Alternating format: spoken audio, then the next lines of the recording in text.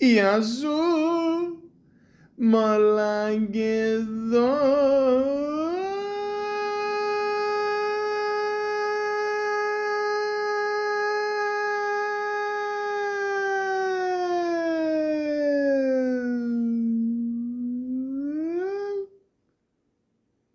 Welcome to the Malaka podcast. Seth Rogen.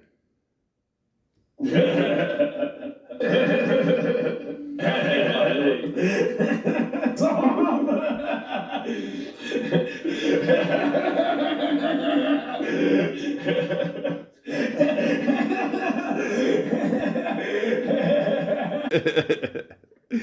That's good.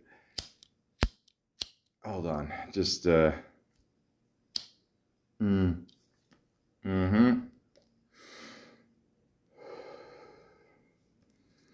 Legal in Canada. God bless Canada. Here's a clip from the 40-year-old virgin. Man, you need to plant a lot of seeds. It's like this. When I was growing pot, I realized that the more seeds I planted, the more pot I could ultimately smoke. I think I have all the advice that I can handle right now. Don't get bitter. I'm not bitter. I almost lost a nipple, okay? That was Jay's idea, okay? And I wasn't gonna say anything, but waxing your chest is like the gayest thing you could possibly do, okay? Look at me. Looks are not important. Really look at me. I am ugly as fuck by traditional standards, but I get with women. Aren't you curious as to how that's possible?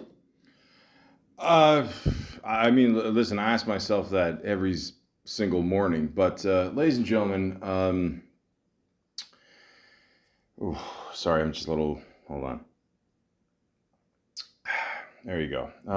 Water, nature's fruit juice. Al Bundy. Ladies and gentlemen, lately, a lot of people have been talking about what happened to comedies and, like, where did it all go? Like, where did it go wrong? You know what I mean? Like, me personally, I think it's, the whole PC world kicking in and everybody bitching and complaining about every fucking thing in this world. And yeah, we're living in a very fucked up time right now. We all know what's happening overseas there, and it sucks. It really does. And a lot of people are just talking about, like, when's the last time you saw a really good comedy? And a lot of people, like, over the years have sort of blamed this man, Seth Rogen, and saying, oh, well, he doesn't have it anymore. He was never funny. He's annoying. And ladies and gentlemen, I think these people are just fucking cunts. They have no idea what the fuck they're talking about. All I can say is this man has created some of the funniest shit of all time. Movies, TV shows. I mean, the guy can do it all. I mean, once he, hit the ground running here with 40-year-old virgin for the first time. It's one of the first times I ever saw him in a movie. I can't think of anything. Not really. No, I remember him as one of the people in 40-year-old virgin, and I thought he was fucking funny. And then, years later, I would see his fucking head in a poster, like, would you let this man, get you pregnant, for Knocked Up? And it just took off from there. And yeah, he's been killing it ever since. I mean, he's done such a great job in comedies. And I don't know, what is it, over the last couple of years, they say, he goes on Twitter and talks badly about his fans or people that make fun of him or whatever. I'm like, listen, I don't give a fuck. Okay, that's not my world. I'm one of these people, unless you make fun of me in front of my face, I don't give a shit. And even if you do, I still don't give a fuck. Okay? But this is the sad world we're living in, where a guy like Seth Rogen is still, to this day, is not recognized enough of how much he's done for not even just the comedy world, but just for movies in general, for TV in general, just everything.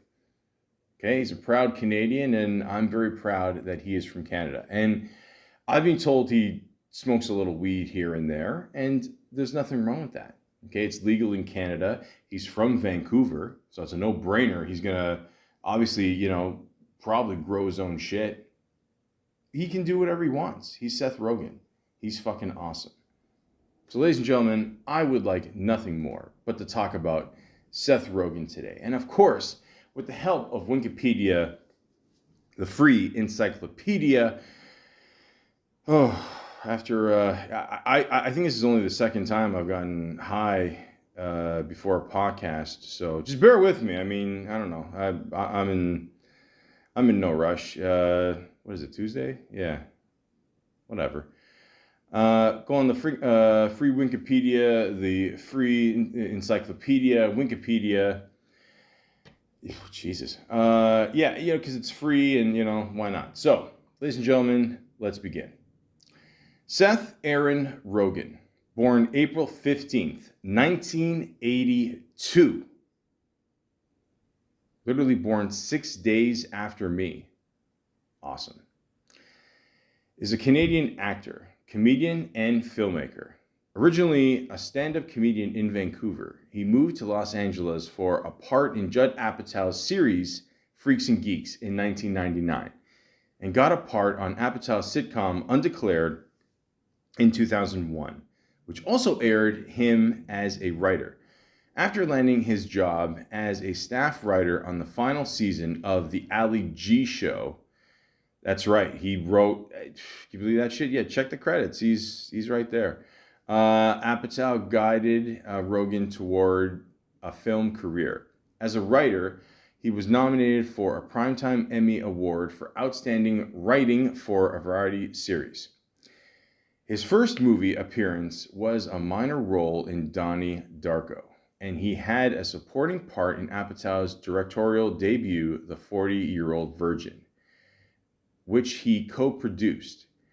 He had leading roles in Apatow's comedies Knocked Up and Funny People. Rogen and his writing partner, Evan Goldberg, co-wrote the films Superbad, Pineapple Express, The Green Hornet, and This Is the End, and directed This Is the End and The Interview, all of which starred Rogen. He had further comedic roles in Neighbors, its 2016 sequel, The Disaster Artist, and Long Shot. He had played dramatic roles in 50-50, Take This Waltz, Steve Jobs, and The Fabelmans. He also starred in the FX on Hulu miniseries Pam and Tommy, for which he received Primetime Emmy and Golden Globe Award for Best Supporting Actor nominations. Rogen has co-developed the AMC television series Preacher, on which he also served as writer, executive producer, and director. He has also executive produced the Amazon Prime Video superhero series The Boys from 2019 and Invincible from 2021. Rogen is also known for his voice roles in the animated series films Shrek the Third, Horton Hears a Who, the Kung Fu Panda trilogy, the Spider Wick Chronicles, Monsters vs. Aliens, Sausage Party, The Lion King, and the Super Mario Brothers movie. Who the fuck has the balls to say that this guy has not made a difference in comedy the last 20 years? I mean, this guy is fucking killing it. Okay, writer, director, creating shows, movies, actor, all this shit. I mean, the guy's fucking doing awesome, man. Like, how the fuck can anybody doubt this guy's work? Okay, he's had a couple clunkers here and there. We'll get into that. But who doesn't? I mean, they all can't be home runs. Whatever. It is what it is. But again, I'd like to share some facts with you that I found on HollywoodInsider.com. And there's 32 facts. Why 32? I have no fucking idea. I'm assuming that's the amount of joints he smokes every fucking day. Which, by the way, if you got a chance, Snoop Dogg obviously does the show with Martha Stewart. I don't know if he still does it or if he's just selling lighters with him and Willie Nelson. What the fuck was I going to say? Yeah. So there's this clip like in the back room there where it's him, Seth Rogen, and Wiz Khalifa just smoking up a storm. And ladies and gentlemen, I don't know how these guys do it. I mean, it is fucking insane. Okay, I just take a couple tokes and I'm good. Clearly, like you can see here. But as I was saying, let's dive into these 32 facts. All right. He is a true Canuck. Isn't it Canuck? Canuck. What the fuck is that? I'm Canadian. I never heard that. I always heard like Canuck. Canuck. Whatever. Rogen was born in British Columbia, Canada. He shares a birth country with Ryan Reynolds. Curling and bacon, that's not really bacon. Canadian bacon is just thick ham. Sorry, not sorry. Okay, so clearly this is written by an American. Americans, I love you. Don't get me wrong, but I don't think you're in any position to judge Canadians. Okay, first off, the weed is legal here. Nobody cares. Okay, and second, we're not about to vote Donald Trump for president for the second time. Okay. Fool me once, shame on you. Fool me twice, shame on me. He has made references to his Canadian heritage in movies throughout his career. Maybe Rogen missed the land where I sincerely hope that traffic is regularly stopped to make way for moose flash mobs, because he consistently sneaks in mentions of Great White North in his movies. Ladies and gentlemen, I'm not going to lie to you. I've been living in Canada all my life, and I've never once seen a moose. I saw a porcupine once, which is really freaky. I did see a family of deer crossing the road. Never saw them again. I'll just assume they didn't make it the next day. And third, I've never seen Bigfoot. Until I saw that Simpsons episode of Toronto, I didn't know Bigfoot was even... I thought he was in like South Park, Colorado, the Rockies and all that shit, and just doing shrooms and just letting his hair grow. But yeah, this is some very bad stereotypes here. The most famous of which is in Superbad, when McLovin is asked his address, and he says 13th and Granville. Granville is a major road in Vancouver. Shit, I didn't even know that. I've never been to Vancouver. I would love to hit that up, although I heard they have like a whole problem with the homeless there. And again, I'm not judging the homeless, nothing like that, but it's bad. It's almost like Skid Row, or like from the States there, from LA, whatever. And it's not good. Let's just say that. I mean, I got a fireman friend that they say they don't even go to like certain areas because it's just not worth it anymore. So yeah, I mean, that's what he said, but I mean, I don't know, because they're afraid of getting punctured by needles and shit, and I don't know. Just smoke weed, man. Fuck, it's easier. He began doing stand-up at camp. Rogen became known as a funny guy from an early age. He began perfecting his comedy skills when he performed stand-up at camp, where he learned to be funny. Might as well. I mean... this is before, like, we had cell phones and all that, right? So yeah, there's nothing else to do. I went to camp once. I was part of this thing called Beavers, which is like, I guess the Canadian version of like the Scouts, to the States, which again is another great stereotype.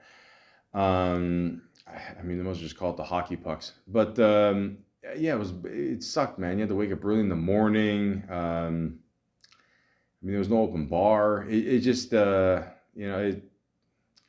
not good.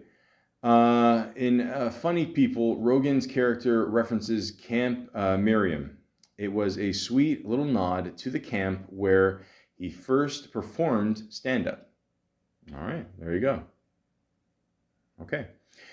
He wanted a career in comedy from an early age. Nowadays, every kid who puts on Sausage Party when they have a particularly lenient babysitter dreams he was in Seth Rogen's shoes. Sausage Party was a movie he did. It's almost like the Pixar, R-rated shit. We'll get into it. I mean, the last 5 minutes, it's like a whole food orgy scene. I don't know. It looks like my fat ass Christmas family at I'm stoned, man. Seth Rogen felt the same way when he was a kid. As soon as I realized you could be funny as a job, that was the job I wanted. There you go. Perfect. Perfect. This shit worked out, man. What was Rogan joking about at such a young age? Please tell me. I smell another beaver joke. Rogan's comedy career officially started at age 12 when he enrolled in a stand-up workshop taught by Mark Pooley. In those days, he made jokes about his bar mitzvah, his grandparents, and his camp counselors. Listen, make fun of anybody you want. Just do it in fun. That's all. You kid because you love. Don Rickles style. I realize this is a weird stereotype. Yeah, okay. That no one on earth but me believes, but both Rogan and I have had experiences that prove it to be true. Oh, I forgot to read the title. My bad. Canadians suck with guessing age. I don't really. We do? No. I don't see. I feel I don't suck at it, but like if you see guys, just be honest with us, with ourselves. If you see a woman, and clearly she's like 37, 38, whatever, just tell her she's like, 25. Just play it safe. That's all. When I went to Canada at age 19, waiters at restaurants kept handing me kids menus for kids ages 12 and under. I thought it was just because I was so damn adorable. But Seth Rogen had similar experiences when he was performing stand-up back in Canada. When he was a teen, audiences members thought he was in his 20s. All right, there you go. I also heard a funny story about Seth Rogen one time. I heard, I think he said this on Howard Stern. He said when he was around the age of 4, he was at an airport with his parents or something, and they were, I don't know, everyone's getting patted down, whatever. And then at one point, this little Seth Rogen, 4 years old, he whipped out he whipped out something out of his pocket, and he pointed it towards the security guard, and he said, "I got a banana and I'm not afraid to use it." I thought that's funny. I don't know, but yeah, no, I think we can guess ages. We just don't want to. That's all. He got an early start on one of his defining works. The first draft for Superbad was written when Rogen was 13. By that age, Mozart had already composed his first symphony, and Edmund Thomas Clint, had painted his first masterpiece. But I suppose drafting your first stoner comedy is just as good. That's a weird comparison there. I don't know. The point is, yeah, that's pretty amazing. I mean, that movie's fucking hilarious too, but we're going to get into that in a little bit. It makes sense that a 13-year-old wrote Superbad. There are approximately 1.6 curse words uttered per minute in the movie. This all makes sense when you put it into the context that the script was written by a pubescent Rogen and Evan Goldberg. Now, at this point, I mentioned Evan Goldberg a few times. He's his writing partner. He's worked on lots of films with Rogen. Of course, he's his buddy. He doesn't have any interest in acting, though. I don't think he's ever showed up in one of the movies or whatever. Seth Rogen's father at one point did show up in one of his movies, just for a second. It's actually a funny cameo. I'm gonna get to that later, but.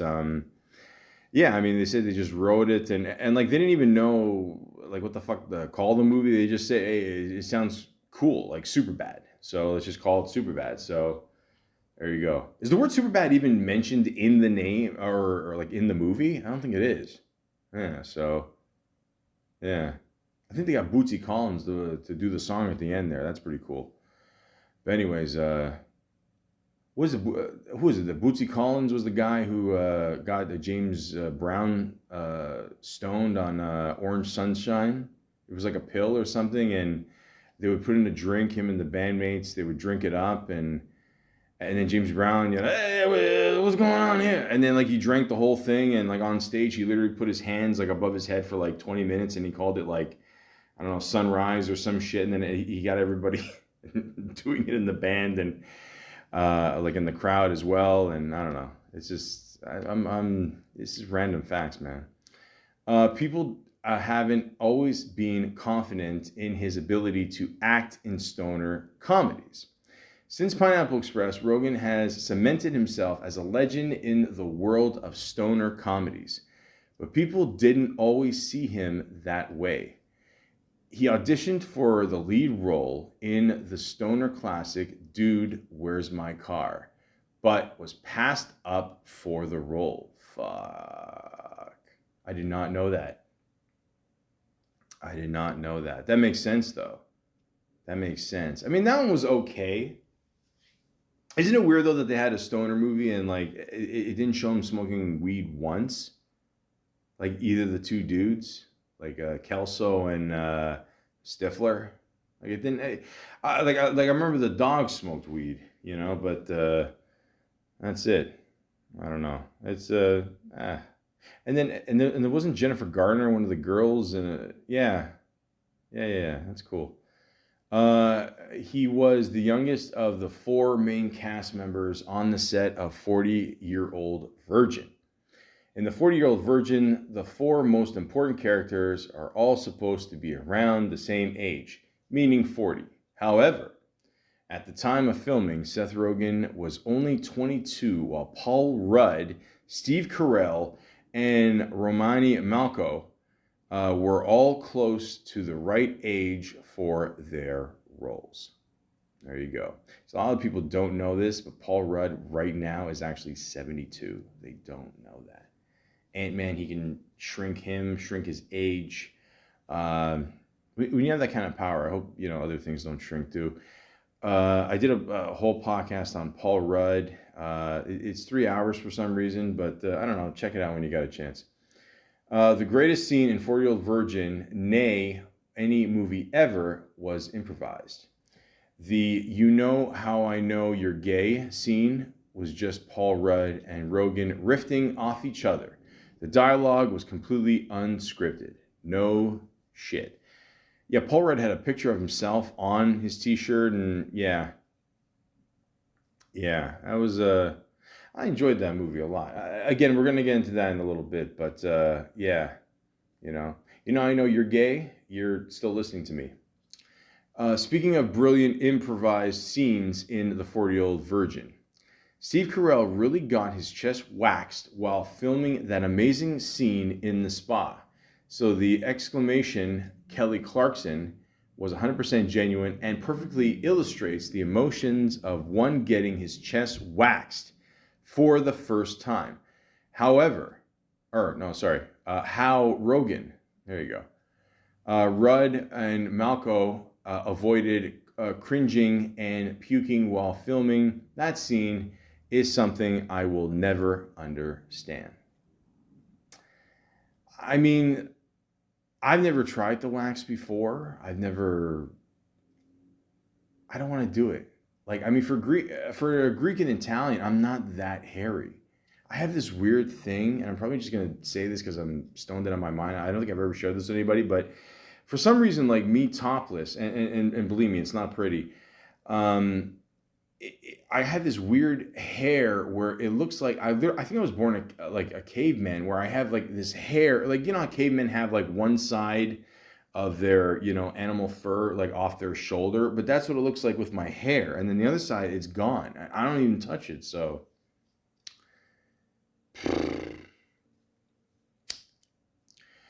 in Portugal, the expression "knocked up" doesn't exist, but Rogen's 2007 movie had to be advertised under some name in the country. The film's Portuguese title translates to "Bloody Bad Luck." That doesn't make any sense.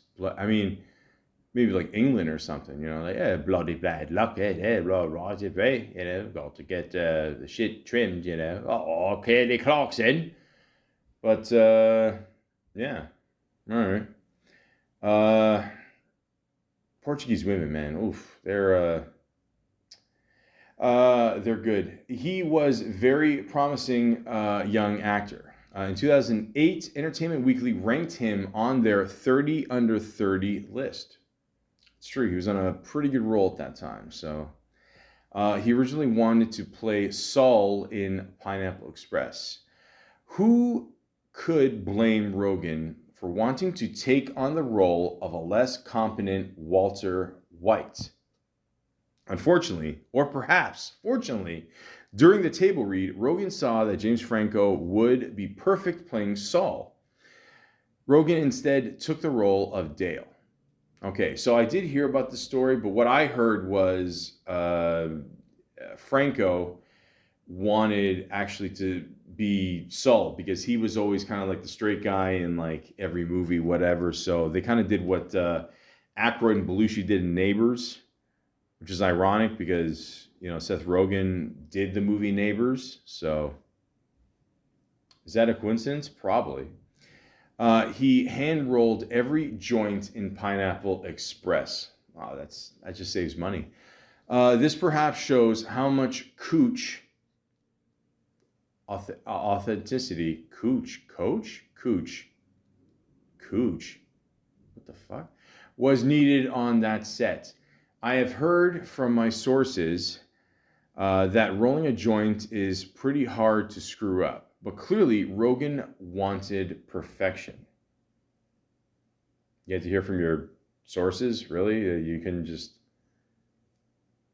I mean, come on, if you can't roll a joint, fine. I mean, listen, my joints aren't the best either, but still, they'll get the job done. I mean, my sources say, fucking guy. 50/50 was based on the story of a real cancer patient. 50/50 tackles the most serious subject in any of Rogen's movies. It's about a cancer patient with a 50/50 chance of survival. Don't get me wrong, it's still a comedy. It just has a slightly more intense subject matter than a movie about a bunch of grocery items getting antsy. Again, that sausage party, I don't know, whatever. They got to do some cliff notes here. The story of Adam in the movie is based on the story of screenwriter and producer Will Reiser. That is true. That is absolutely true. Originally, they wanted to name the movie I Have Cancer, but they thought, it'd be too depressing, having the word cancer in the title, so they just named it 50/50. More on that in exactly 28 minutes. On Kyle's car license plate in 50/50, it says YVR dash 515. This is a reference to Vancouver Airport, which is abbreviated to YVR. All right. There you go. He made his dog a star. Towards the end of This Is the End, Rogen's character, a fictionalized version of Rogen, holds an adorable little puppy. That dog was Rogen's real-life Cocker Spaniel named Zelda. What? Zelda fan. Nice. This Is the End almost had a Hogwarts alum, yeah, in the cast. Daniel Radcliffe was asked to star alongside Rogen, Danny McBride, and Craig Robinson. Unfortunately, the boy who lived turned the role down. Stupid. Everyone loved the baby in Neighbors.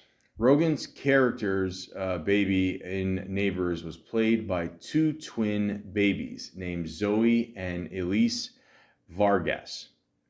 Which, as a side note, ladies and gentlemen, just so you know, when they make movies, you're only allowed to use a baby for only an hour every 24 hours, because after that, it's considered slave labor. Hence, that's why they always use twins or even sometimes triplets, because it's double the time, right? Perfect example, Full House. There you go. You're welcome. The cast and crew got so attached to the babies that everyone showed up on their last day of shooting to say goodbye.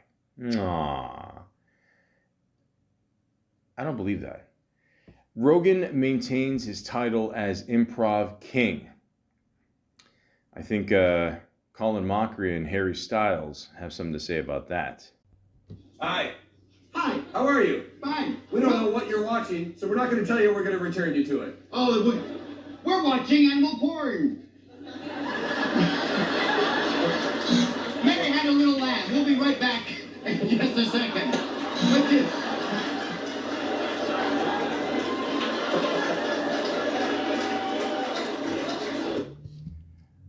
Despite being half Greek, I have never seen. Zelda's an old reliable. We talked about Rogen's adorable pooch Zelda earlier. Well, the hard-working dog also made an appearance in the interview as grown-up Kim Jong-un, the dog. Tip for new dog owners. Try not to name your puppy after the dictator you're about to assassinate. Brilliant. Even though he played Steve Wozniak.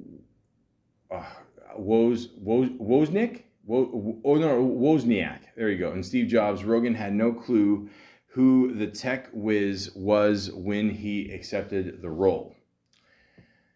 Join the club. Come on, Seth.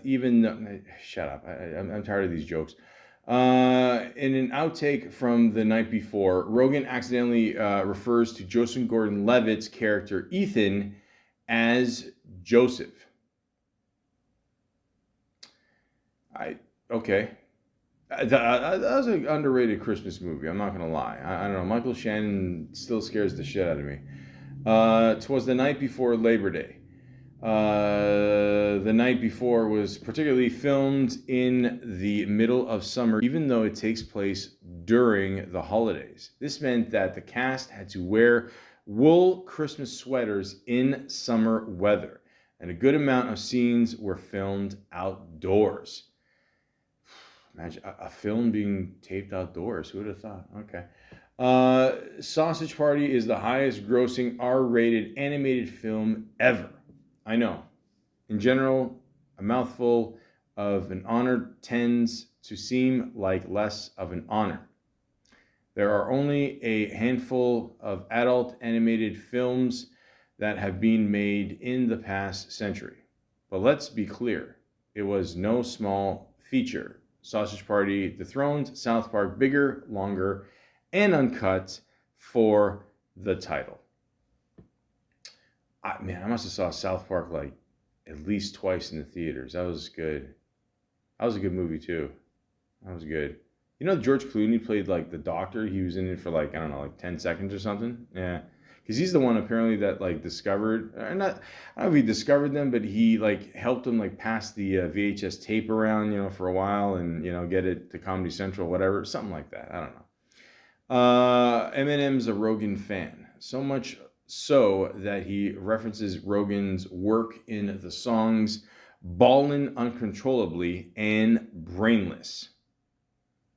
Nice. Mom Spaghetti, he's nervous. James Franco was a bit too into his character in Disaster Artist. Rogen found it challenging to work with Franco as a director because he refused to break character as Tommy Wiseau. For those who have heard Wiseau's accent, you can imagine how irritating that would be. That's a funny story, Mark. It's the greatest achievement Rogen could ever accomplish. I forgot to read the shit again, sorry. They keep putting a different font. It's throwing me off. All these ads about Kia, I don't know. The Vancouver Aquarium named an octopus after him. That's cool. That's cool. I like octopus. A cold, fried, it doesn't matter. I don't know. I like when they put in the oil. Yeah, that's good too. Yeah, man. Being Greek, man, it's pretty awesome. Sure, he won a couple of MTV awards, and his name is on some of the greatest comedy classics of the millennia. But no honor will ever be as great as when the Vancouver Aquarium named an octopus after him. Rogen will always have, how the fuck do you say this? Cephalopod? Cephalopod.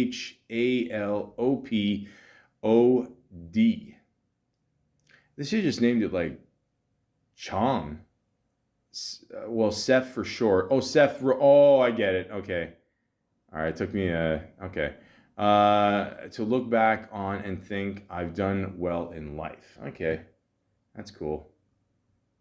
That's cool. Once it dies, like, do you get to eat it? Or, I mean, the point is, ladies and gentlemen, he has done a shit ton of stuff. Okay. He's a cool dude. Again, I don't like the way people are ripping on him the last couple of years. I mean, let's see you write one good comedy, okay? And the last like 20, 25 years of Steven Seagal movies don't count, okay? That's just, I mean, seriously, Steven, like, I love you, and I'm a big guy too, but, like, if you're doing fight scenes where you're literally sitting down and beating the shit out of people, which nobody fucking believes anyway. I mean, even if you were standing up, like, come on, man. The point is, let's see what you can do, okay? I mean, Seth did, he started stand-up when he was 13. How the fuck did he get in these clubs? But then again, if you got, a good little thing going, people like you, they'll treat you right, There you go. They'll let you do, probably 10, 15 minutes, whatever, just to shoot the shit. Why not? Then they could say later on, we let him in the club, we saw potential in them, that's it, But they do it, but I've always said this. Every person that is in this industry, okay, you should help at least one person to, like, with their career. So, kudos to whoever did that in the clubs for Seth Rogen. I always thought that was a cool move. I always like hearing stories like that. But, you know what I like more than Rotten Tomatoes? IMDb. You know why? Because they actually know how to rate shit, okay? They do, honestly. Like, Rotten Tomatoes, it's not good. It's owned by Paramount. I don't know. It's a whole fucking thing there. But yeah, I mean, I would have given Roadhouse a better rating, but still, that's just me. That's just me. So, ladies and gentlemen, I'd like to go on IMDb, and let's start from the beginning, where Seth Rogen actually started his career. And I did mention this before, but you know what? By golly, I'm going to mention it again. The very first thing that Seth Rogen was in is a little show called Freaks and Geeks, which currently has a rating on IMDb of 8.8 out of 10, which is really fucking high. I mean, I watched the show in a while. I didn't watch it when it aired. I caught it years later because I heard all these people were on this show at the time, and it only lasted one season. Unfortunately, it was it only had 18 episodes, but again, by golly, I mean, it was really fucking funny. Okay, it says here, a high school mathlete starts hanging out with a group of burnouts while her younger brother navigates his freshman year. Creator Paul Feig, we all know who he is. Judd Apatow had a little something to do with this as well. I mean, this is where everybody kind of started, met each other, just, that's it, man. That's what happens, You meet everyone at a young age. If you guys all gel well together, yeah, future projects, the sky's the limit. So you had Linda Cardellini, who a lot of people know her for... what's her name in Scooby-Doo? Thelma, the one with the glasses. Yeah, she's in the real life one there. John Francis Daly, you see him in a few things. If you ever watch the movie Waiting, he's the guy that doesn't talk much, and then at the end he blows up, and there you go. James Franco, look, I mentioned James Franco before. We all know all the shit he's been through, the years, and the whole #MeToo movement ruined his life and all that. I'm not here to judge or condone anybody, whatever. It is what it is. I don't know what to tell you, but I don't know. I haven't seen him in anything in a while. So, I mean, I don't know. What are you going to do? Sam Levine, Seth Rogen, of course, Jason Segel, Martin Starr, Becky Ann Baker, Joe Flaherty, SCTV legend. Love that motherfucker. Busy Phillips, Jerome Elston Scott, Steve Banos. He might be, he might be Greek. Who knows? Dave Allen, Sarah Hagen, Jerry Messing, Natasha Melnick, Stephen Lee Shepard, Chauncey Leopardi, who is that the wait, is that the dude from The Sandlot, the one that fake drowning from to kiss the lifeguard there? Yeah, it looks like yeah, he was in this shit too, eh? Oh, cool. Yeah, so this is a really good show. This show is way ahead of its time. I mean, like if it aired like 20, well, let's say 10 years from when it did air, it would have been better. Look, they got Biff from Back to the Future playing the gym teacher. That was good casting. He's a funny dude. But point is, ladies and gentlemen, I mean, a lot of times, you know, in life everything is timing. I mean, for most of these actors, it's worked out pretty well. So. But this is a really good show. When you got a chance, go back and check it out. And like I said, some things are just ahead of its time. And, you know, thank God for DVDs and Blu-rays and all that shit. And I'm sure you can stream it somewhere. You know, I don't know, whatever. Do what you got to do. But definitely check out this show. You'll be surprised how many people are in this show. Actually, not really, because I just listed them all. But, yeah, definitely check it out. Then he was in a movie called Donnie Darko. Now, I'm not going to lie to you. I think I've mentioned this before with the Jake Gyllenhaal podcast there. I don't see the big deal in this movie. I'm being honest. I mean, I saw it years ago. I don't know. Everybody praised this movie like it's the fucking second coming. I don't. I mean, it's okay. 8 out of 10 good? No. I mean, maybe I got to go back and watch it. Maybe I missed some shit, whatever. I even forgot Seth Rogen was in this. But I don't know. I don't see the big deal in this movie. I'm just being honest. I don't, you know, Seth Rogen's character was named Ricky Danforth. Okay, so let me explain this one for if anybody's listening in China. Danforth, I've done a Taste of Danforth, the Danforth. It's a very famous area, Greek area in Toronto, Ontario, Canada. It's beautiful. If you ever have a chance, go to Square Boys. Well, Square Boy, but Square Boys I call it because, you know, it's just because I've been there enough.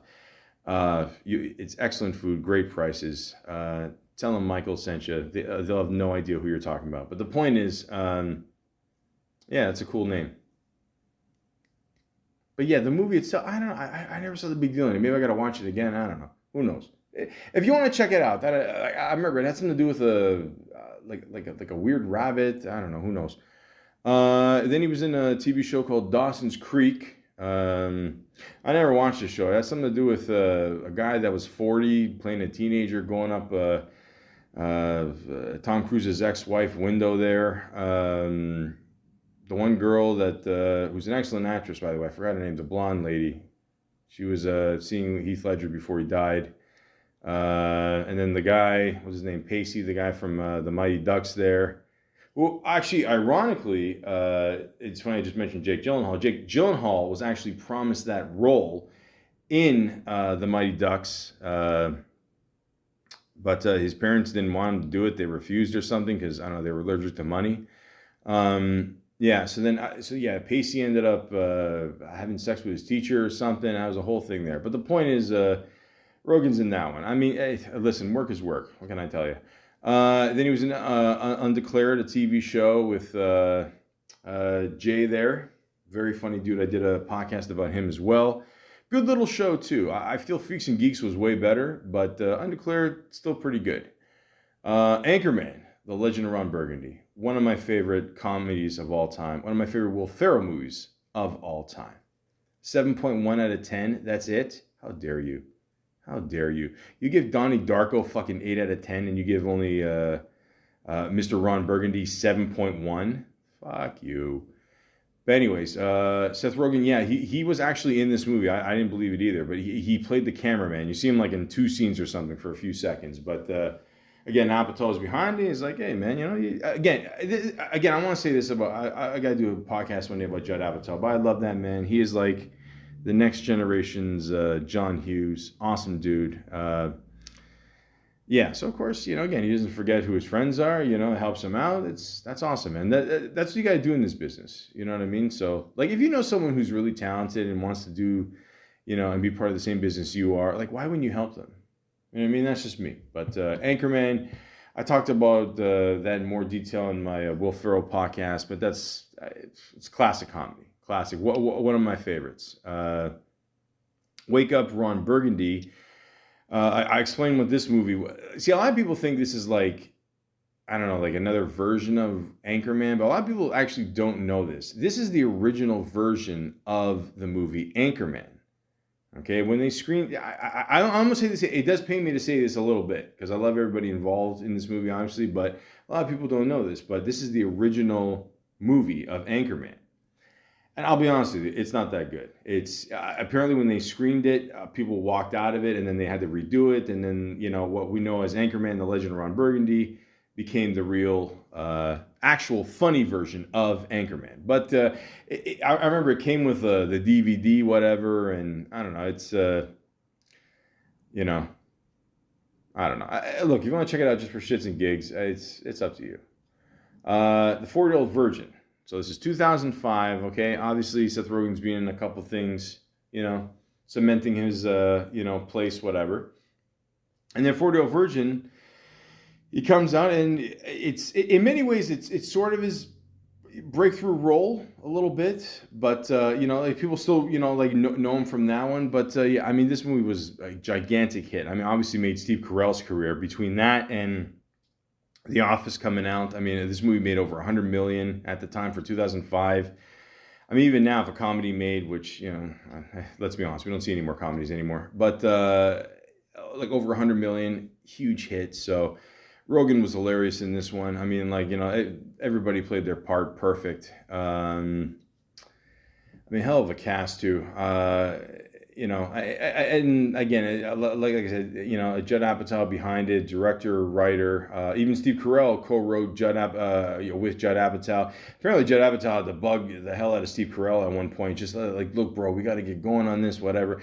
I'm sure he didn't use the word bro, but the point is, it's an Easter egg thing, don't worry about it. But the point is, look at this cast: Steve Carell, Catherine Keener, Paul Rudd.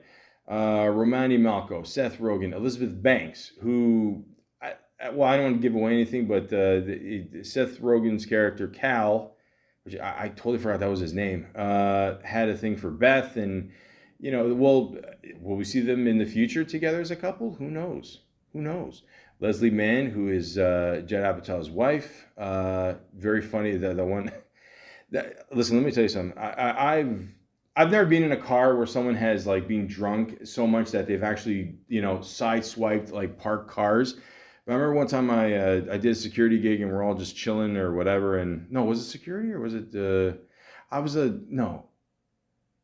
it dishwasher? No, yeah, I was dishwasher at the time, but it felt like, I was securing the dishwasher. And, there was a drunk driver. And man, it's scary when you see that shit at 3 a.m. Someone's so drunk that they literally sideswipe 3 or 4 cars. And then other cars were following him into a neighborhood. And eventually the cops came. It was a whole fucking thing, man. But in the movie, it's funny. In real life, not so much. Jane Lynch, who I think this is... Oh, well, no. The first thing I ever saw Jane Lynch in was when she played the nurse in The Fugitive. That's right. She was... John Kimball's friend there, helping him with the information and all that. Yeah, you forgot about that, eh? There you go. Jerry Bednob, I hope I said that right.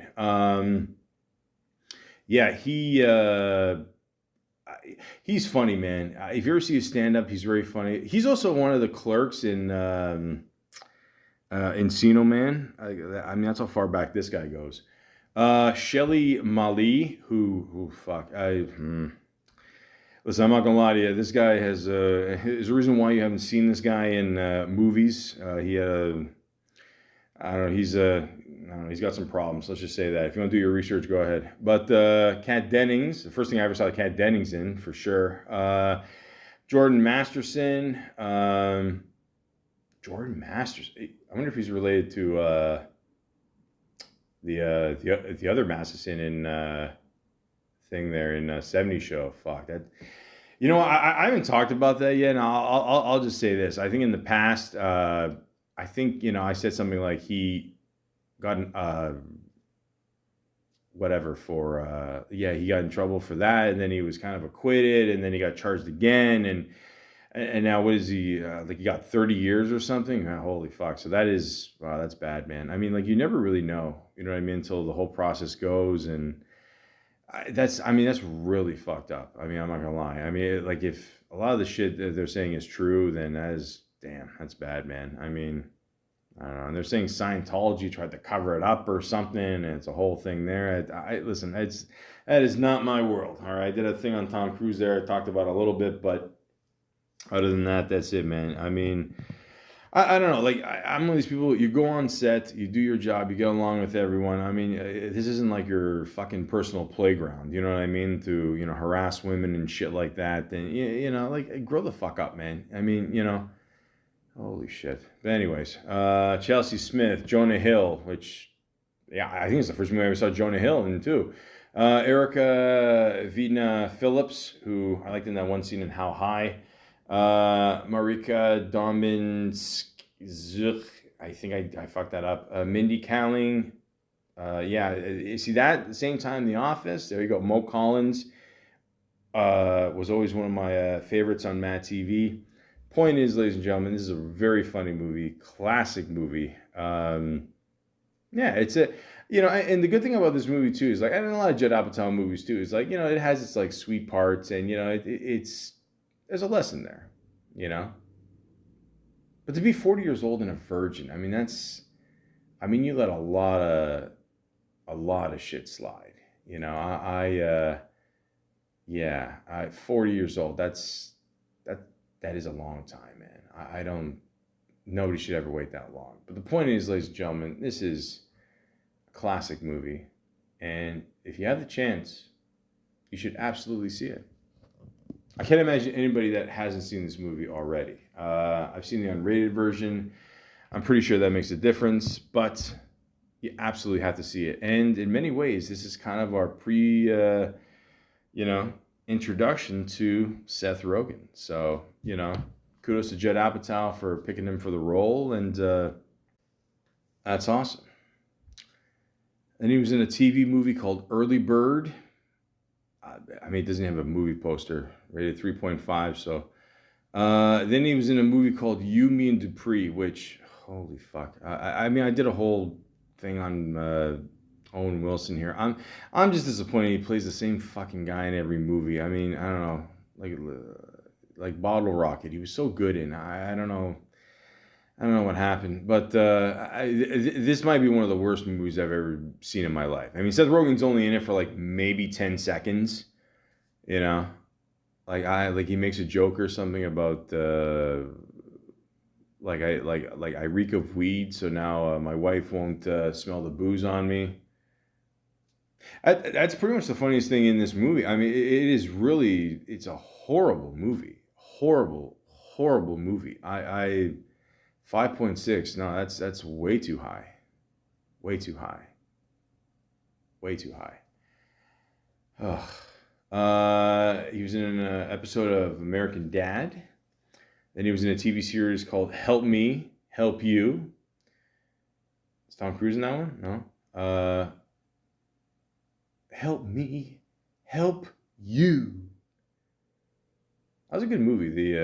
What was it called again? The Cuba Gooding Jr. was in that one too. Was it Jerry Maguire. There you go. Yeah, good movie. Okay. So at this point, Seth Rogen, you know, does 40-Year-Old Virgin. Fortunately, does You, Me, and Dupree. But 2007 comes, and now it's time for Seth Rogen to have pretty much his first major lead role. Okay, so a little movie called Knocked Up. Okay, which has a rating of 6.9. Classic. So, again, directed by Judd Apatow, written by Judd Apatow.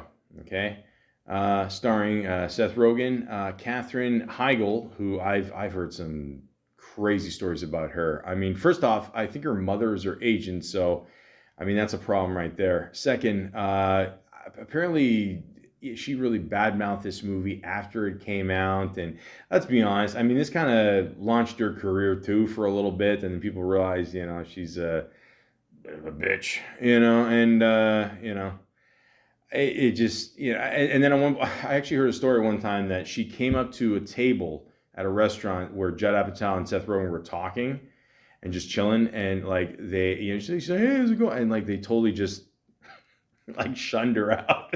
But I mean, like you badmouth the movie, man. You don't badmouth the hand that feeds you, man. You know what I mean? Like, Paul Rudd, Leslie Mann, Jason Segel, Jay Baruchel, Jonah Hill, Martin Starr,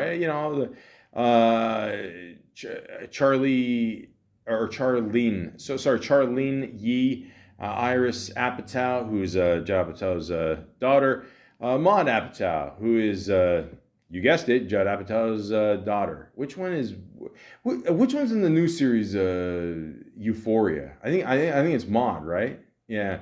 And then there's Maud, Jonah Kearns, Harold Ramis, which, by the way, you know what? I totally forgot about that. That is one of my favorite scenes in this movie, if not my favorite scene, where, like, and you only have Harold Ramis, God rest his soul. I mean, I love Ghostbusters. Anybody that knows me. What they did with the last Ghostbusters movie, for him there, that last scene was just, man, it was fucking awesome, honestly. But don't get choked up. Just blame the weed. So, anyways, there's a scene. Well, he plays his father, Seth Rogen's father, and they're just talking back and forth. It's a great scene. I'm not gonna play it for you because it's one of those things you should just see it. I'm sure you can see it on YouTube, whatever. But it's a good little scene. Very nice scene. And wasn't it Katherine Heigl's mother is? Was it the mother on Growing Pains? I think it was, right? Yeah. There you go. Alan Tudyk. Fuck, I don't even know if I said that right. He's the guy that played Steve the Pirate in Dodgeball, which apparently they're making another one. So I'm looking forward to that. Hopefully it's, I'm just saying, like with comedy sequels, you never know, right? I mean, other than like Austin Powers or Christmas Vacation, just I'm just saying, just be careful, guys. Don't worry. Ben Stiller, I love you. Just, no worries. Take your time with it, man. No rush. Kristen Wiig, Bill Hader, Ken Jeong, which might be one of the first roles I ever saw him in as well. Apparently this guy was or maybe he still is a doctor, and in the movie he plays a doctor, so it's like, a bit of a stretch. Craig Robinson, he played the doorman, which I gotta say this, I love the speech he gave to the women afterwards. Like they tell him off, "Oh, you're just a bouncer, you're stupid," and he pulls him on the side. He goes, "I know. Listen, this job gives me the runs. It stresses me out." And I'm not gonna lie to you. Like I've had many positions like that where you had to tell people to fuck off at the door. Like you don't want to do it, but you have to because your I don't know, coked up boss is watching you, and it puts you in a bad position. You know what I mean? So I respect. I think Craig Robinson was a bouncer before that, but the point is, the whole point of this movie is that there you go. I don't care anymore.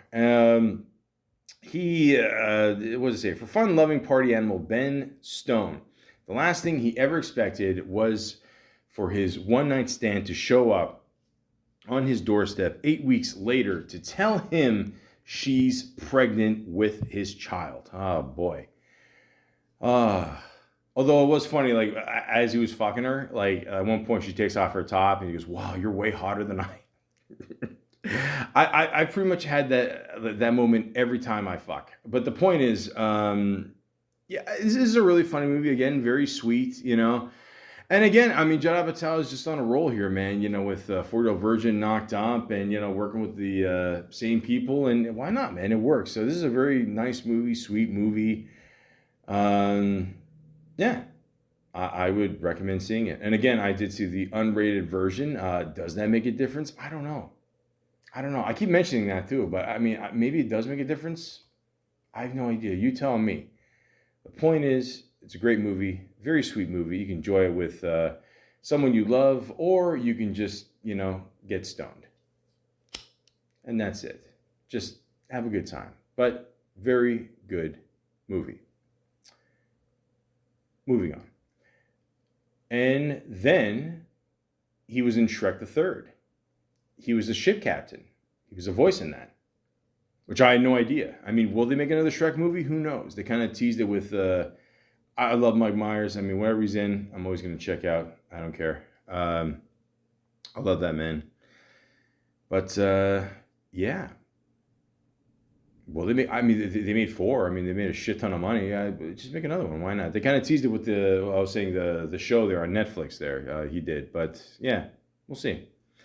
Jay and Seth versus the Apocalypse. Okay, this is a little short that they did, which led to a movie later, which I will get into in exactly, let's say, 11 minutes. Superbad.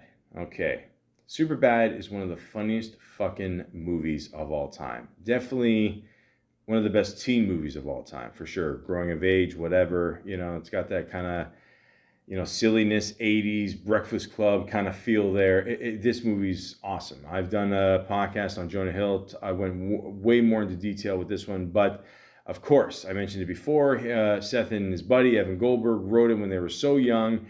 And this is so funny. This movie's hilarious. I saw it opening day. The theater was packed. It was fucking awesome. Okay, you got Michael Cera, who I haven't seen anything in a while. I don't know. He tends to play the same guy in every movie, but he's Italian, so he's cool.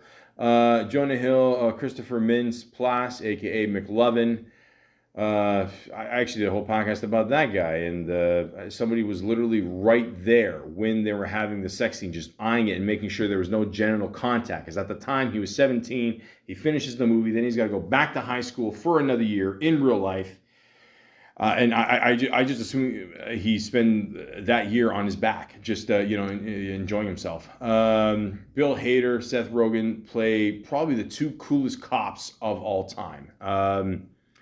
And there's a funny story with Bill Hader did the movie, and I don't know, he just wanted to know what glasses, he's like, oh, Seth, what glasses should I pick? What do you wear, big glasses? Will you wear little glasses? And then Bill goes about Seth Rogen. He's like, I really don't give a shit. So he just picks whatever glasses. I don't know. He picks the old school 1988. You can see in the future glasses. Martha McIsaac, Emma Stone, which kind of, she was in an episode of Lucky Louie. Other than that, this kind of got her off, this got her career going too. Pretty much everyone's career, a lot of people in this movie too. Obviously, Seth, Michael there. Aviva, the bomb man. The one that McLovin got there. Joe Lou Trugligo, yeah, I think I said that right. My people are going to be pissed, but I love them in Beer League. I don't give a shit. Kevin Corrigan, well, obviously I've known this guy since he played Henry Hill's brother in Goodfellas in the wheelchair there. Clement Bake, Erica Venita Phillips, Joe Nunez, Dave Franco, which obviously is James Franco's brother. Yes, he was in this movie. He was the one that apparently, pissed his pants when he was 8 or something. People don't forget. Marcilla Lentz Pope, Scott Jerbakia. I should get a job just reading people's names. Laura Sia and Roger Iwami, who's Michael's baking partner, who dressed up as a cat for some reason. He's Chinese, cat. There's a good joke there. The point is, this is a fucking awesome movie. I've seen this movie multiple times. I love it. Again, I've seen the unrated version. Does it make a difference? Who the fuck knows? I really don't give a shit. But the point is, awesome movie. It started off a lot of people's careers as well. Big hit, financial, I think Judd Apatow had something to do with this one as well, too. Of course he did. Of course he did. That's why people say, the Thousands just kicked ass when it came to comedy, and might be one of the best decades in comedic movie history. Okay? I could talk about that one day. We'll see. But yeah, if you've never seen this movie, only 7.6? Fuck you. Yeah, fucking twat. Listen, this movie is hilarious. Whenever you got a chance, check it out. All right? There you go. All right? Just you do the 40-year-old virgin thing. Knocked Up, super bad. You know, we got a good roll going here. Don't worry. Then he was in a movie called The Spiderwick Chronicles. He played a hog squeal, the voice there. Okay. Listen, voiceover work, why not? Horton Hears a Who. Okay. Classic Dr. Zeus, you know, play the voice, why not? Kung Fu Panda. Good series. Talked about that more in my Jack Black podcast there, of course. You know, why not? Then he did a really good cameo in the movie Step Brothers, which again is one of my favorite Will Ferrell and John C. Reilly movies of all time, of course. He plays the sporting goods manager, where,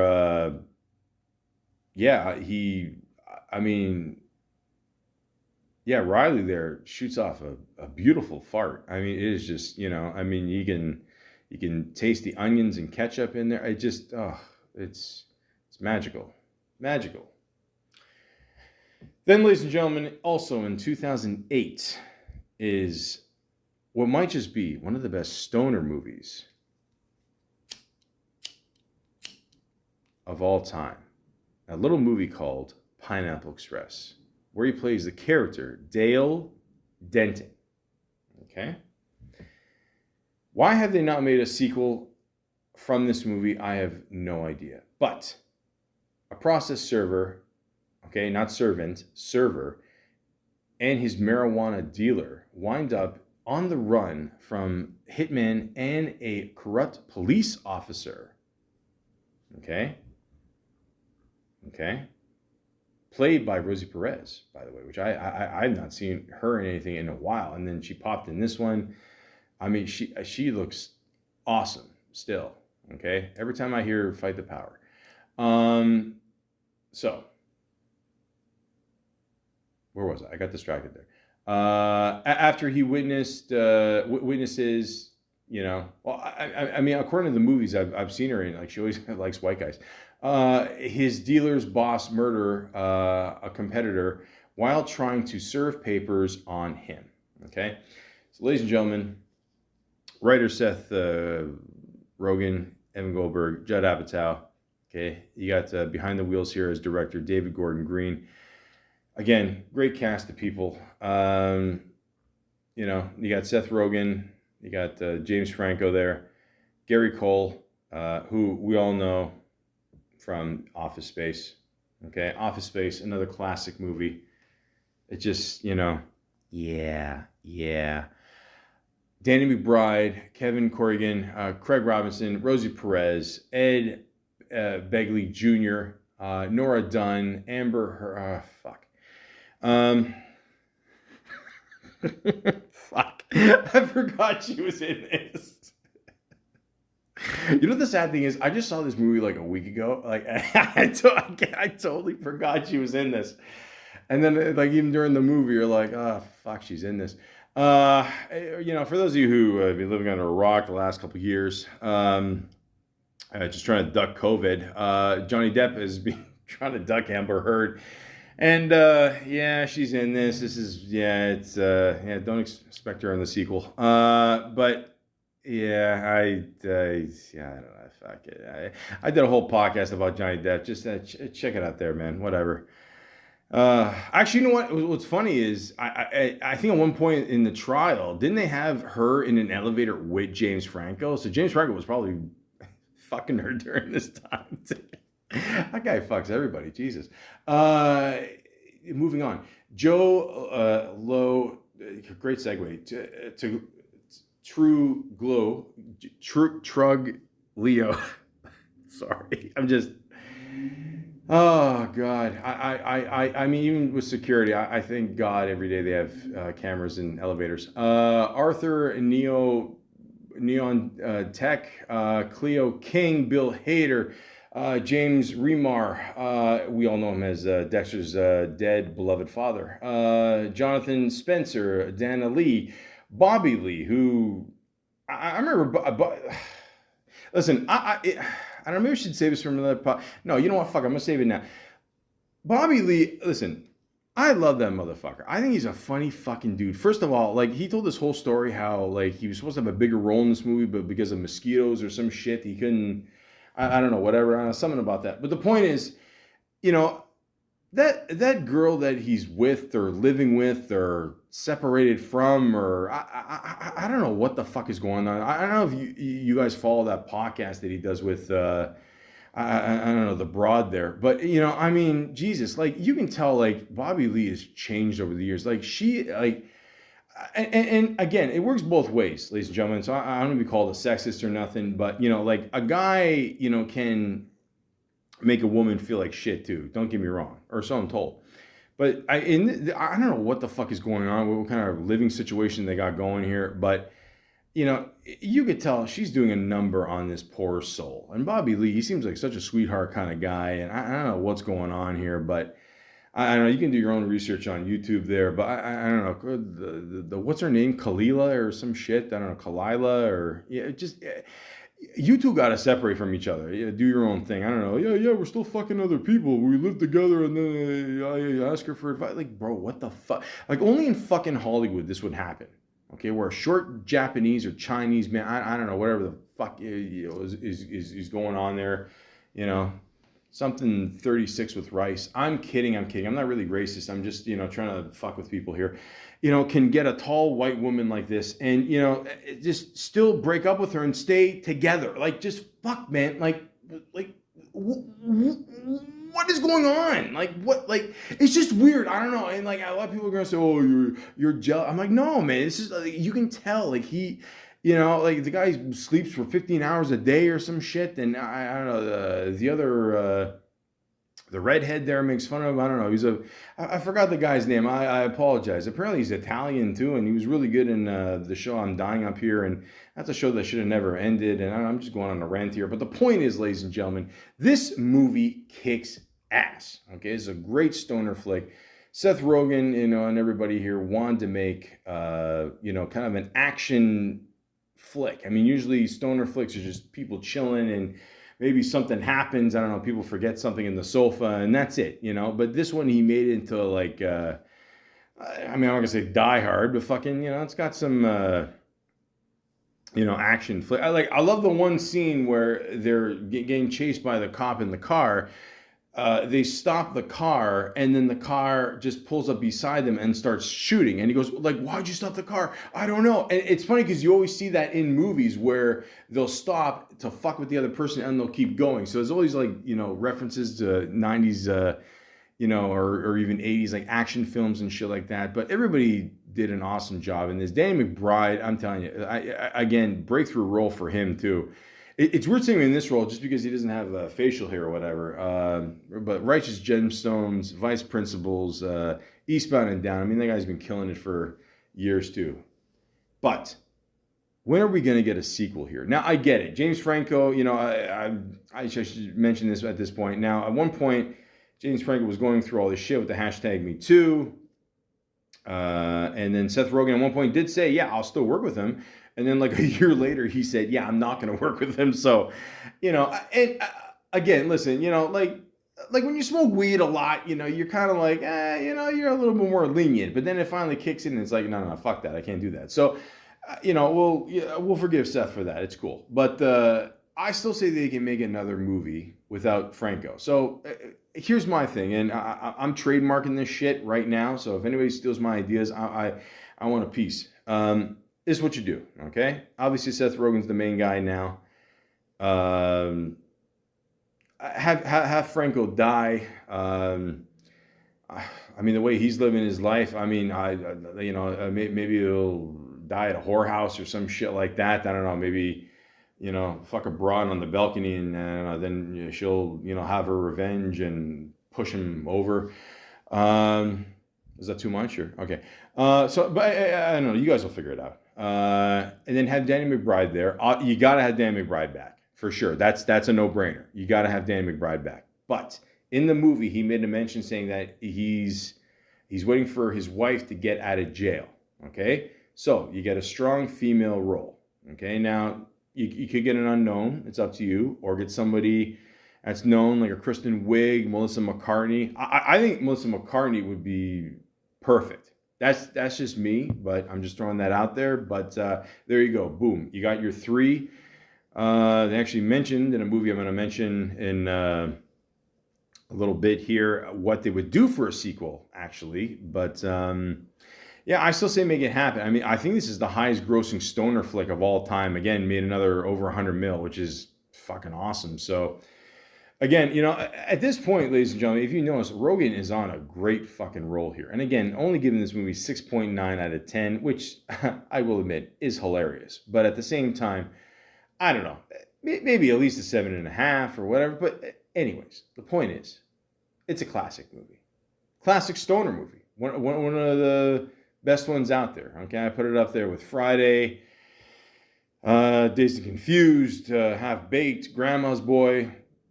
Although Half Baked, I don't know, it was good. Don't get me wrong, but even Dave Chappelle said that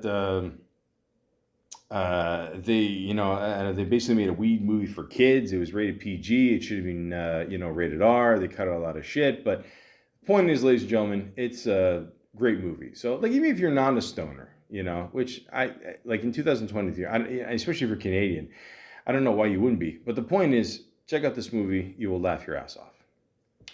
Zach and Miri make a porno. Okay. So, as you can tell by the movie poster, you can see, each of the characters. Then they have the opposite heads down there, which apparently this poster got banned in Canada. I don't know. The censorship in Canada is just fucked. It doesn't make any sense. I don't know. I don't know. We don't allow this, and yet Trudeau can do whatever he wants. I don't know. Did you ever see that clip of him, like when he was younger, and he kind of faked falling down the stairs or something? So basically, this movie it says here, along platonic friends Zach and Miri look to solve their respective cash flow problems by making an adult film together. As the cameras roll, however, the duo begin to sense that they may have more feelings for each other than previously thought. So, in many ways, this is like a rom-com, but it's it's Kevin Smith's version of a rom-com. And Kevin Smith, I love this man, and I'm glad he survived the heart attack and he lost weight. I don't condone him being a vegan. That's I don't know. Nobody's perfect, but the point is, apparently Seth Rogen kind of got him hooked on weed after this movie too, and I don't know.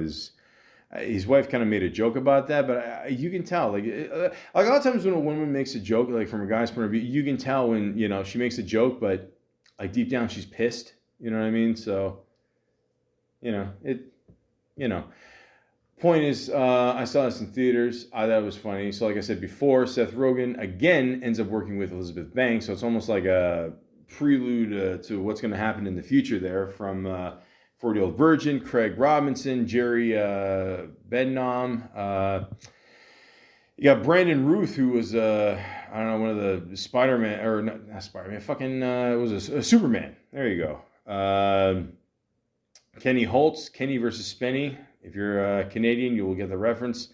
Jennifer Schwalbach-Smith, who is Kevin Smith's wife. Justin Long, who might have had the funniest role in this fucking movie. He's talking like this. He's actually talking like a real deep voice gay guy. Would that fly today? Probably not. Jeff Anderson, of course, Clerks, Tom Savani, who, listen, this guy's done a whole bunch of great shit when it comes to horror movies. But a lot of people know him for having a gun in his crotch in Dusk Till Dawn. So there you go. Jim Norton, who's in it for about 3 seconds. The point is, I feel that this is a very good movie. Very, very, very funny movie. And I'm surprised it didn't make more money because Seth Rogen was on a bit of a roll here. So I don't know why this one didn't make as much. But again, it is a very funny movie. It's sweet too, has its moments, sweet, sour, nice, cool, all that good shit. You can enjoy it with your date or your mistress, or just get stoned by yourself. There you go. That's it. It's up to you guys. Okay, I'm not in control of your lives. You guys do what you want to do. You watch movies how you want. I'm just here to entertain and try to get 1,000 views in the next, or 1,000. No, I gotta get 4,000 views in the next year, and then 1,000 subscribers. There you go. So that's it. I'm a simple man, but it's a funny movie. What was it? Zack and Miri make a porno, deleted scenes. Okay, Zack and Miri make a porno. Seth versus Justin, the battle for the. Zack and Miri make a porno, battle for whatever. It's just all this bonus shit. Whatever. Check it out. Fanboys. Okay, so the point of this movie was the one guy was dying, and then they wanted to see. Which apparently is, from what I'm told, the shittiest Star Wars movies of all time. I actually did end up seeing this movie in theaters. I ended up buying tickets from somebody who was buying them, stocked up, selling them out, whatever. They did a little early Father's Day gift for my dad there. And I still don't see the big deal in Star Wars. I'm sorry, I don't get it. I don't get it. But he played multiple characters in this movie. Seth Rogen. He played Admiral C. Schultz, an alien, and Roach. And I believe Roach was the character who got a tattoo of what was the character that was like kind of I don't know. It was he acted gay but like Jamaican at the same time. Jar Jar Binks. There you go. Yeah, so there you go. If you want to check it out, it's got a lot of good people in it, so I don't know. It's all right. Monsters versus Aliens. I don't know. Not one of the best. I assume it's a Pixar movie or whatever. I don't know because the animation. Although I loved Seth Rogen's character, I thought it was the funniest one. I think they made I think they tried to do a show about his character or some kind of side movie or something, but I don't know. This one was okay. I mean, it wasn't anything. Meh. Okay, so 2009 hits. All right. And we're getting close to that PC culture where, we're not going to really see any good movies anymore. But, a few here and there. But I'm just trying to paint the picture, folks. That's all. So we got Observe and Report, okay, which only has a rating of 5.7 out of 10, which is fucking bullshit. Ladies and gentlemen, let me tell you something. I've been in security for about 16 years, okay? Now, at the time when this movie came out, Paul Blart came out, was a huge hit. This one kind of went under the radar. People were like, okay, no, we'll go see Paul Blart, not this one. I can honestly tell you, this movie, Observe and Report, is extremely accurate. Okay, not 100%, but really the way Seth Rogen plays this role, I think, in my opinion, this is one of the best roles he's ever played. And I'm not just saying that because I work security and I don't give a shit about that. Okay, I saw some really shitty movie recently with Antonio Banderas. It was just fucking horrible. I don't know what. I mean, none of it made fucking sense. Ben Kingsley was in it for 10 minutes, just getting a quick paycheck. I don't give a shit what it's called. The point is. The way Seth Rogen plays his character, very not almost, very, very sociopathic, very just, he's in his own little world. And, I've worked with so many fucking guys like this. And I know what you guys are thinking. I am nothing like this, except for the weight and way less hair. I am nothing like this. Have I worked with Spanish people that do coke on the job? No comment. But the point is, this is a great fucking movie, and it slid under the radar of a lot of people, okay? Especially Seth Rogen fans. So my advice to you is, if you want to see Paul Blart, I like Kevin James, don't get me wrong, but this one is definitely more accurate when it comes to, like, security and all that. And again, it's, I don't think it really exaggerates anything, because, again, I've worked with people like this, and they're fucking psychos. I've left jobs because I got to work with Malakas like this, okay? You got Jody Hill here, who directed, writer, good friends with Rogen there. Anna Faris, Ray Liotta, rest in peace. Ray Liotta is fucking great in this movie too. Michael Pena is great in this too. Everybody does their own, part in this movie. I mean, they all do a great job. Okay, Patton Oswalt is great in it too. Lauren Miller Rogen, who did that movie with the woman that. Yeah, she was also in I'm Dying Up Here. She was Meadows' roommate in college in Sopranos there. Fuck, I forgot her name. Sorry. Lauren Miller Rogen. Yeah, she was one of the girl employees there. Yeah, cool. Yeah, so there you go, guys. But this is a really funny movie. Like, Anna Faris is really funny in this one too. Yeah, I mean, this is a great movie. I don't know. I don't get the rating. I don't understand it. I don't know. Maybe people didn't get it because it's more of a darker comedy and they expected more silly shit from Seth Rogen at the time. But I don't know. Maybe it's one of those situations where it's like, like Jim Carrey was doing all these funny movies. Then he did Cable Guy and people didn't understand that. But actually, it's not a good example with me because I saw Cable Guy years later. And I tend to agree with him. But the point is, I think it's a really funny movie. So when you got the chance, check it out. Oh, and I did see this in advanced screening with my buddy.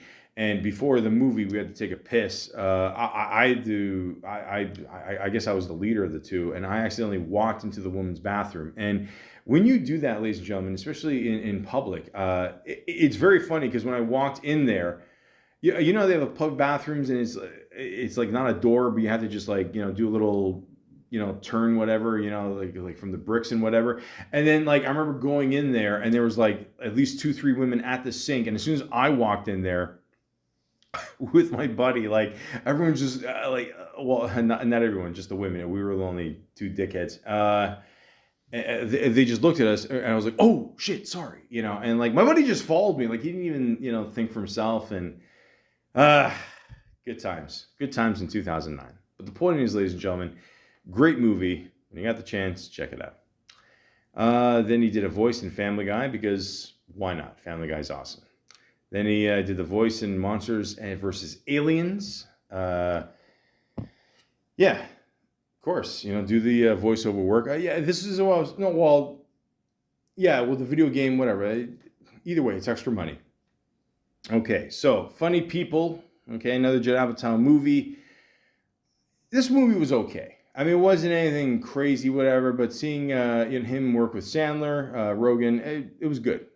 I liked it. I mean, it had its moments. I felt it had way too many cameos, a little too long. I think it was like 2.5 hours or something. I mean, that's long for a comedy. It's way too long. I mean, usually, the Apatow projects maybe 145, 2 hours, but 2.5, man, it's too much. But I liked it. Still funny, but not as good as the other ones. I'll just say that. But I would still check it out. Bob's Big Break, of course. So he's definitely milking this character for sure. Why not? Monsters vs. Aliens, Mutant Pumpkins from Outer Space. There you go. More shit. Holy cow. I'm surprised they didn't actually just make maybe they did do a TV show. I don't know. I forgot, but I thought it was a funny character. Like basically the way he looks, like he's like this blue blob or whatever. Rogen fits the voice. I don't mean that in a bad way. It's cool. The Lonely Island Like a Boss. Okay, we've all seen that. I don't know. Did some thug ever sue these guys for ripping off his song? I don't know. Maybe they tweaked it enough that he couldn't. I don't know. But we all saw that skit from The Lonely Island. Of course, Andy Samberg. And Rogen was hosting Saturday Night Live at the time. He showed up on the album. Blah, blah, blah. Good little funny sketch. If you got the chance, check it out. I mean, actually, he fucked a fish. Kung Fu Panda, okay, TV short there. Okay, there you go. More voiceover work. Why not? Green Lantern.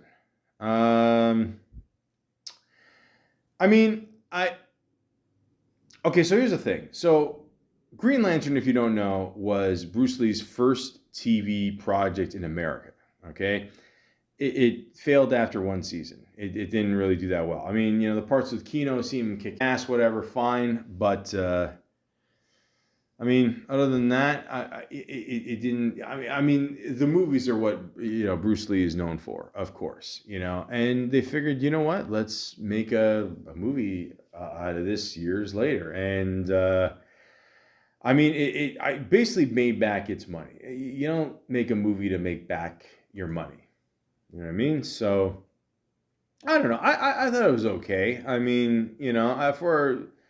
I think people were a little too hard on it. I thought it was okay. I mean, it's the best movie? No, The one thing I didn't like, and I got nothing against Cameron Diaz, but even Seth Rogen said they had a little extra money. They were going to get, more of an A-lister in the movie. I thought it was kind of a Hollywood move putting her in there. I don't think she fit well in there. Christoph Waltz is the bad guy. Okay, cool. I forgot how many good people were in this one. Tom Wilkinson, David Harbour, Edward James Olmos, Chad L. Coleman. Some good people in this movie, man. I forgot, but I mean, I don't know. I guess people, we're expecting more, I guess. I will say this. The car at the end is fucking kick-ass. Some of the gadgets I thought were cool, but Rogan lost a lot of weight for this one, too, I remember. And I remember he was on Howard Stern. He said he would smoke weed. Like, this is how much of a stoner he is. Like, he would smoke weed and then work out. Who the fuck does that? Like, I mean, I remember a few times I would smoke weed and go to school, and I would just scribble on a piece of paper for like an hour, and it was such a waste of weed. I was like, fuck this, I'm staying at home. Which explains my education. So, and the guy here, what's his name? Jay Chow played Kato. I did a good job, but I don't know. I don't know what to tell you. I mean, it is what it is. I mean, like I said, they all can't be winners. But, maybe a lot of people just didn't know a lot about Green Hornet. You know what I mean? I won free passes to see it. I caught up with an old female friend, if you know what I mean there. What's crazy is, like, I mean, she looked good in, over, remember MSN Messenger? Now I'm really dating myself here. And, she looked good. And she showed up, and she even looked even thinner. Like, she was, really small. I mean, she was like 5'2", maybe weighed 90 pounds. But, I mean, she still looked good, don't get me wrong, but I don't know. It's the first time I ever saw. I dated her for a while afterwards, but it's the first time I ever saw a woman drive a car, do her makeup, and hold a Tim Hortons cup of coffee in her mouth at the same time. So that was pretty awesome. But I hope she's doing well, and there you go. She didn't like the movie. I remember that. She was on her phone a lot of the time. But the point is, listen, you can't please everybody. It is what it is. Beastie Boys, Fight for Your Right revisited. Yes, when they all showed up in the video there. Him and Elijah Wood and Danny McBride. Yeah, that was funny. When you got a chance, check that one out. Paul. Good little movie. He played the alien in Paul. Just the voice, not the actual alien. With Simon Pegg and Nick Frost, those dudes, Shaun of the Dead. What's the cop movie they did? I forgot. Where they make fun of Bad Boys 2 there. Shit just got real. I forgot. Fuck. The point is, so, of course, why wouldn't you work with those guys? Beastie Boys Make Some Noise. Yeah, there you go. Same thing. I think I just mentioned that. I think I got the two Beastie Boys things confused. Whatever. Check them both out. Voiceover work for Kung Fu Panda 2. Why not? Take This Waltz. Okay. Look, I'm not going to lie to you. This is more Rogen kind of doing more of a serious role. I don't like this movie. And I'm going to tell you exactly why. I mean, maybe it's a guy thing, but I don't like this movie. I'm going to tell you why. Okay? I've already said that twice, but I'm going to go again. Because at the end of the movie, it makes, guys look like jerk-offs. Like, we don't care and da-da-da-da. I don't like shit like that, okay? Even when the movie with Vince Vaughn there and Jeff Ranston, The Breakup. I mean, it makes the guy look like an asshole. I don't like that. I don't. So it's one of those movies, you want to check it out, cool. A lot was taped in Toronto. I'm almost positive when I did an acting gig one time, I'm almost positive this might be the same street because it's like a dead-end street or something. Where was it? Outside Dufferin Station or some shit. But I don't know. Who knows? But the point is, I don't know. It just I don't like that. The whole point is like they're together, And she's a really good actress too. What's her name? Michelle Williams. Yeah, very good. I mean, she's done some awesome work over the years. Sarah Silverman. But I don't know. like if you don't like the guy, fine, whatever. But don't say it's all about the other guy. But then at one point, the other guy and Michelle have a threesome with another guy. It's a whole fucking. It's just a weird movie. I don't know. It makes guys look like assholes. I don't like it. I don't like it. Not for me. Just go see Knocked Up. I mean, pretend Katherine Heigl is actually enjoying herself there, and I don't know. That's it. And then Mr. Seth Rogen did a movie called 50-50. Now, I think I mentioned this before on the Gordon Levitt podcast. I did. At the time this was happening, I actually had a friend who was actually going through cancer, and unfortunately he didn't make it.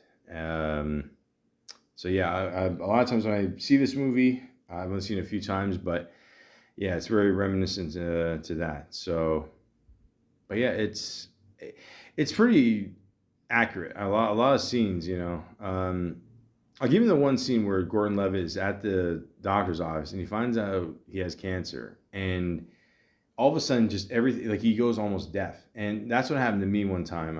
Or when I found out when my friend had cancer, like that's the exact same thing that happened to me. So I mentioned before, this actually happened to Seth, to his buddy in real life. And this is a really good movie. Really good performances by all the actors. And again, I mean, Seth Rogen is more like the comic relief in this one, but still, Gordon Levitt does a great job, and it hits home. I mean, with me anyway, but I mean, maybe some other people have gone through this in their lives as well, and but it's pretty crazy. But you also got Anna Kendrick. She's great in this. Bryce Dallas Howard, who's Ron Howard's daughter there. She's in all those Jurassic Park movies. Angelica Houston, legend. But very good movie. It's got Mr. Bookman in it. Philip Baker Hall there. I think he passed away. Yeah, he did. He passed away just about a year ago. Rest in peace to him. But it's kind of an emotional movie. I'm not gonna lie. I mean, it's funny. Don't get me wrong. But it's got a good rating, 7.6 out of 10. Apparently, there was another actor that was supposed to go, or that was set to go before Gordon Levitt. I don't know who it was. I don't know if they mentioned it, but then last minute he backed out and Gordon Levitt stepped in there, and there you go. I mean, he did a great job, and again, it shows that Seth Rogen's range in acting and picking roles. It's not just all about him being a stoner or whatever, a silly dude or whatever, or forgetting to wear a condom. We've all done that. The point is, it's a really good movie. So if you got the chance, check it out. And he was in a video again with Bob. Holy God, man, he's been at least $1 million off this character for sure. Called Night of the Living Carrots. Most random titles. Kung Fu Panda: Secrets of the Masters video. Okay, more shit there. There you go. For a Good Time Call, which is a movie he did, and he plays a character named Jerry. Now, this movie stars his wife, Lauren Miller Rogen, and Katie Ann Nalon. That's her name. Thank you. Okay, the woman I was thinking about from Sopranos. Yes. It's a good little movie. It's got I don't know, what do they do? They former college frenemies, Lauren and Katie, move into a fabulous Gramercy Park apartment, and in order to make ends meet, the unlikely pair start a phone sex line together. How many times I've debated to start a sex line too? I mean, you might as I mean, do they still have like 1-800 numbers or no? Or is it just all online and I don't know, OnlyFans and I don't know, numerous stepfathers later, you're just spreading your legs for anybody. The point is, I mean, this was done, 2012? So, okay, it wasn't quite there yet, but people were still doing, I guess they're still doing hotline. Like, I don't know, maybe there are hotlines still available. I don't know, who knows? I don't know. Should I do my research? Yeah, why not? But of course, listen. Your wife's in a movie. Your wife tells you, look, just can you play a horny guy calling us on the phone? Sure, why not? There you go. That's what you do, man. That's love. That's love. And apparently, I heard actually, it's a funny story too. Is when Seth Rogen proposed to his wife. She stepped out of the room for a little bit, and then he was ready to like present her with the ring, and then like he surprises her, and she's like completely naked. So when he proposed to her, she's kind of like, oh my god, what the fuck, So I thought that was cute. But another thing too, like people keep giving shit about Rogan and like not having kids. It's like if he doesn't want to have kids, he doesn't want to have kids. So who cares? Like, I mean, like if he wants to be happy for the rest of his life and carefree, like why not? So, point is, ladies and gentlemen, it's cool that they get to work together a few times and make the movie here. And there you go. I would check it out. Eastbound and Down. He plays. I totally forgot he was in this, but of course, why not work with your buddy, Danny McBride. Dan McBride. I did a whole podcast about him. He's fucking awesome. So yeah. Eastbound and Down, I think it was one of the top 100 Rolling Stone comedy shows of all time, which, I mean, I think it was low on the list, but still, it's fucking hilarious. So, yeah, why not work with your buddy? First Look, ultimate teaser trailer. Yeah, wasn't this something they did on Jimmy Kimmel, making fun of teaser trailers? And yeah. That was good. Shrek's Thrilling Tales. You did a voice for that, of course. The Guilt Trip. Okay, so I remember my mom at one point said, we should see this movie together. And we never did. But the point is, it's a sweet little movie. Him and Barbara Streisand. I remember he said at one point, like, a lot of people wake up really early for movies, like 4 or 5. I think Barbara Streisand has a thing in her contract where he said that she doesn't work like before 9, so he's like, oh, that's cool. I get to sleep in, and I think this movie. I thought it was a cute little movie. So not the best rating, but I don't know. That was nice. Just son and mother going on a little trip there, and Bubba, and that's it. So, but why not? I mean, you get a chance to work with Barbara Streisand. Why not? I mean, it's a no-brainer. Get to sleep in and. Yeah, cool. I would check it out. Then he did This Is the End, which is a great movie. And the sketch I mentioned before about, was it Jay and whatever with the universe, that's how this movie started off, with just that little mini, like 10-minute movie, whatever. And they decided to make a full-length picture out of this. Now, 6.6 out of 10, again, bullshit. At least up that to a 7. Maybe 7.5. Really good performances. And I say good performances because in many ways, I think a lot of these actors are just basically doing exaggerations of themselves. So the point or the plot of this movie is 6 Los Angeles celebrities are stuck in James Franco's house after a series of devastating events just destroyed the city. Inside, the group has no or only one have to face the apocalypse but themselves. So there you go. Okay? Great movie, guys. Great movie. So good that when, I think that year when Quentin Tarantino was picking his top 10 favorite movies, this was in there. So there you go.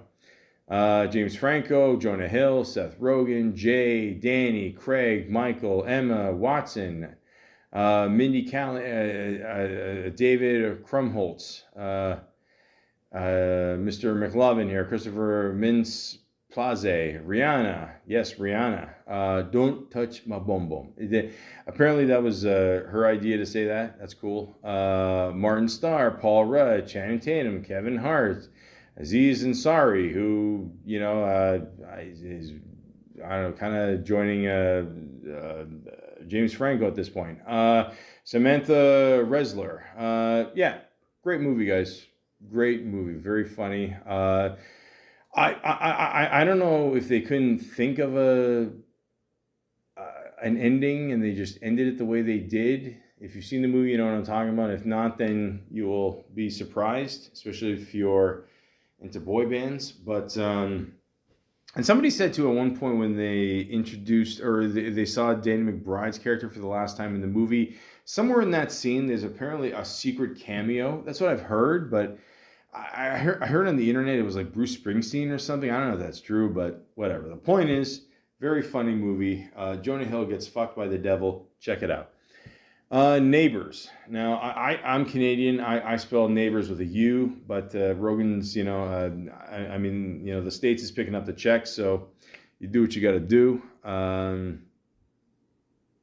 Again, Dan Aykroyd, Belushi switched roles, then did a movie called Neighbors. Seth, it's all coincidence, whatever. The point is, funny movie, very made a lot of money too. So much money that they actually made a sequel. So, after they are forced to live next to a fraternity house, a couple with a newborn baby do whatever they can to take them down. Oh, of course. Why would you live next to a fraternity, man? Good parties though. Yeah, that's gotta be cool. But yeah, I don't know. I wouldn't. It smells trouble.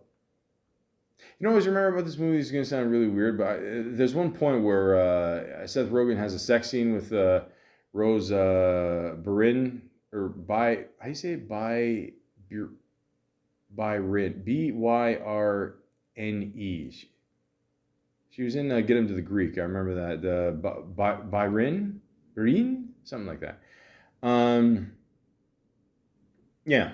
So he was having like sex with her, and I was telling myself like that's what I must look like. It looked like just fucking disgusting. And again, I'm not making fun of Seth Rogen. I'm just saying like I'm no better. I'm just saying like I can relate. That's all I'm saying. But yeah, we were not born to look like Zac Efron. But yeah, Zac Efron, I didn't know a lot about before this movie. I know he did a High School Musical, and he did some movie with Matthew Perry. And I just want to say, too, rest in peace to Matthew Perry. I don't know, they're still trying to figure out, like, how he died. I mean, they didn't see any foul play or anything like that, so I don't know. But he was a good dude, and I'll be honest, I wasn't a big fan of Friends or nothing like that, but I don't know. I know he went through, rehab a lot of times and whatever, but I mean, the guy, listen, a lot of people do what they got to do, and he was able to get help for a bit, and he was sober for quite some time. So again, we're still trying to figure out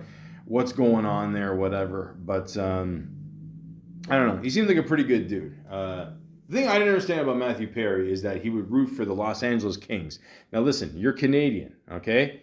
You root for one of the few teams we got left, eh? I mean that's all I'm saying.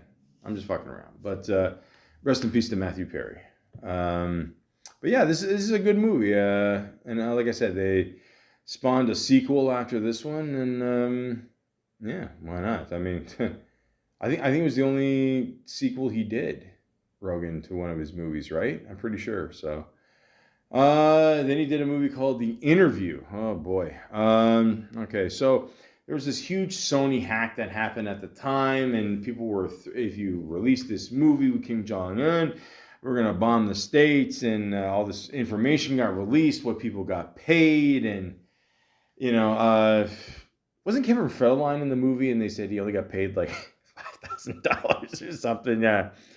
It's $5,000 more than he deserves. I mean, listen, if you're getting that alimony by Britney for being married to her for a few weeks, I mean, come on, huh? I mean, the guy's the luckiest wigger of all time. But the point is, it was a decent little movie. I mean, it wasn't. I think people made way too much of a big deal out of the release. I would have just fucking released it. I mean, I don't know. Do we want the terrorists to win? I mean, come on, for fuck's sakes, man. But.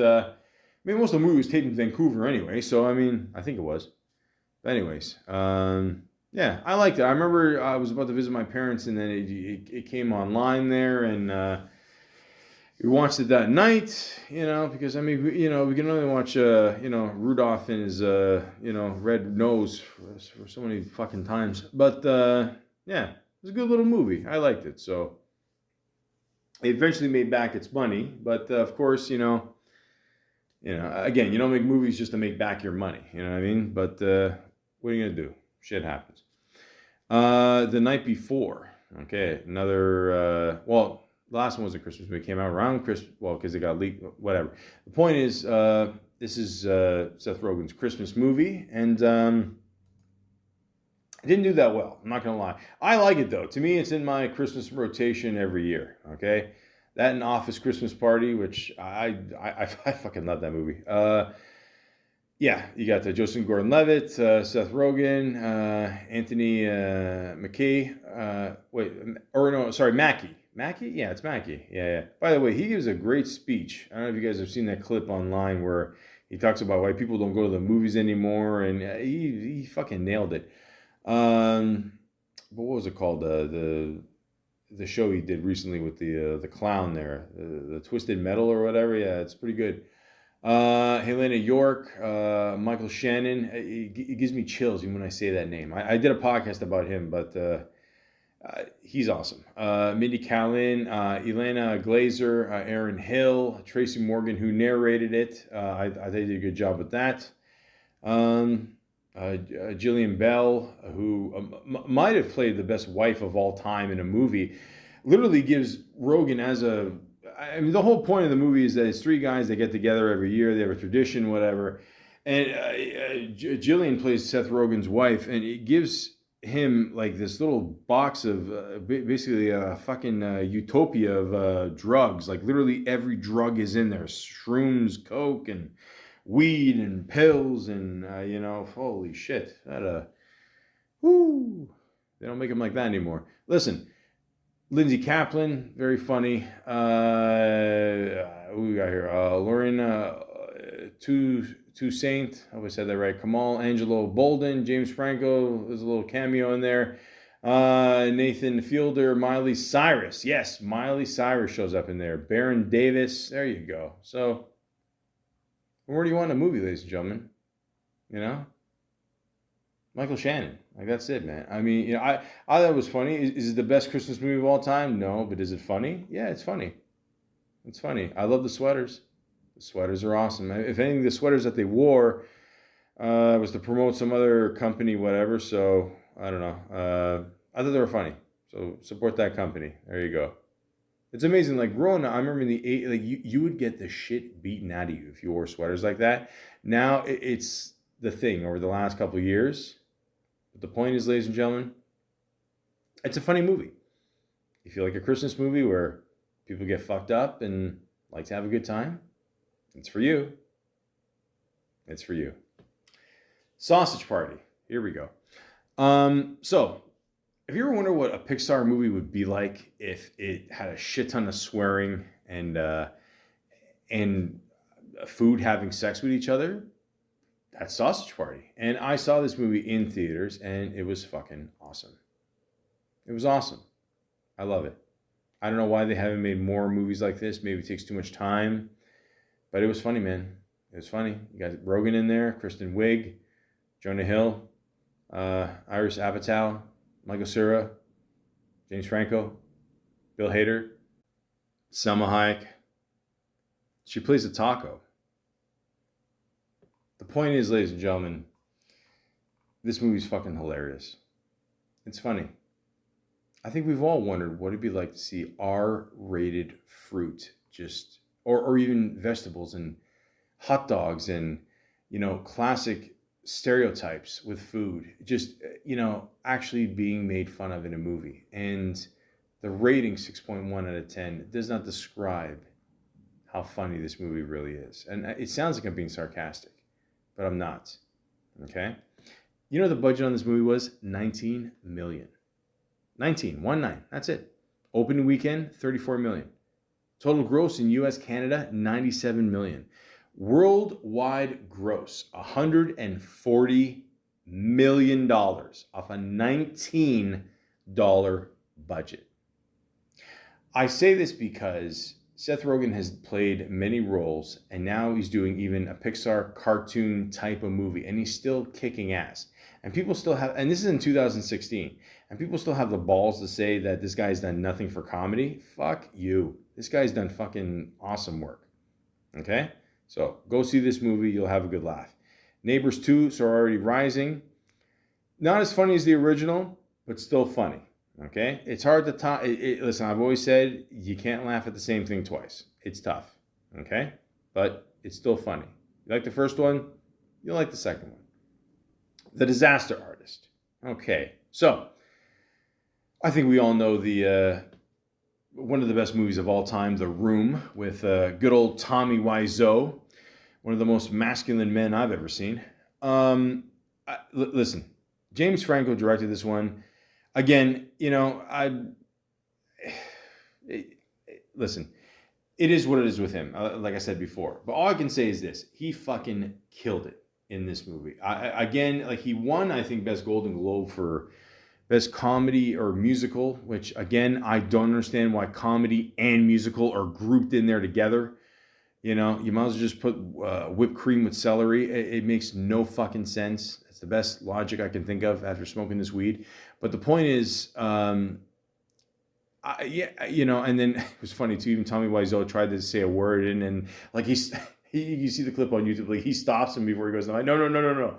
So, but imagine that. I mean, like making the worst movie and then being on the Golden Globes stage. So that's only in Hollywood, man. But if he didn't get hit with the whole hashtag Me Too, he probably would have got nominated for Best Actor for this, and well deserved, man. Again, I mean, it's fucking crazy. So, if you don't know the story, it's the story about how they made one of the worst movies of all time, called The Room. Now, I'm almost positive I couldn't even make it through the whole Room movie. I mean, there's like a sex scene in that movie. I think it's like 7 minutes, but it feels like 7 fucking hours. Like it really is a disaster. But this movie, like the way they did it, and I mean, they adapted it from the book from his buddy there, but Tommy Wiseau's buddy there. But it is fucking hilarious. I've seen this one a few times, and yeah, it's really good. It's really, really good.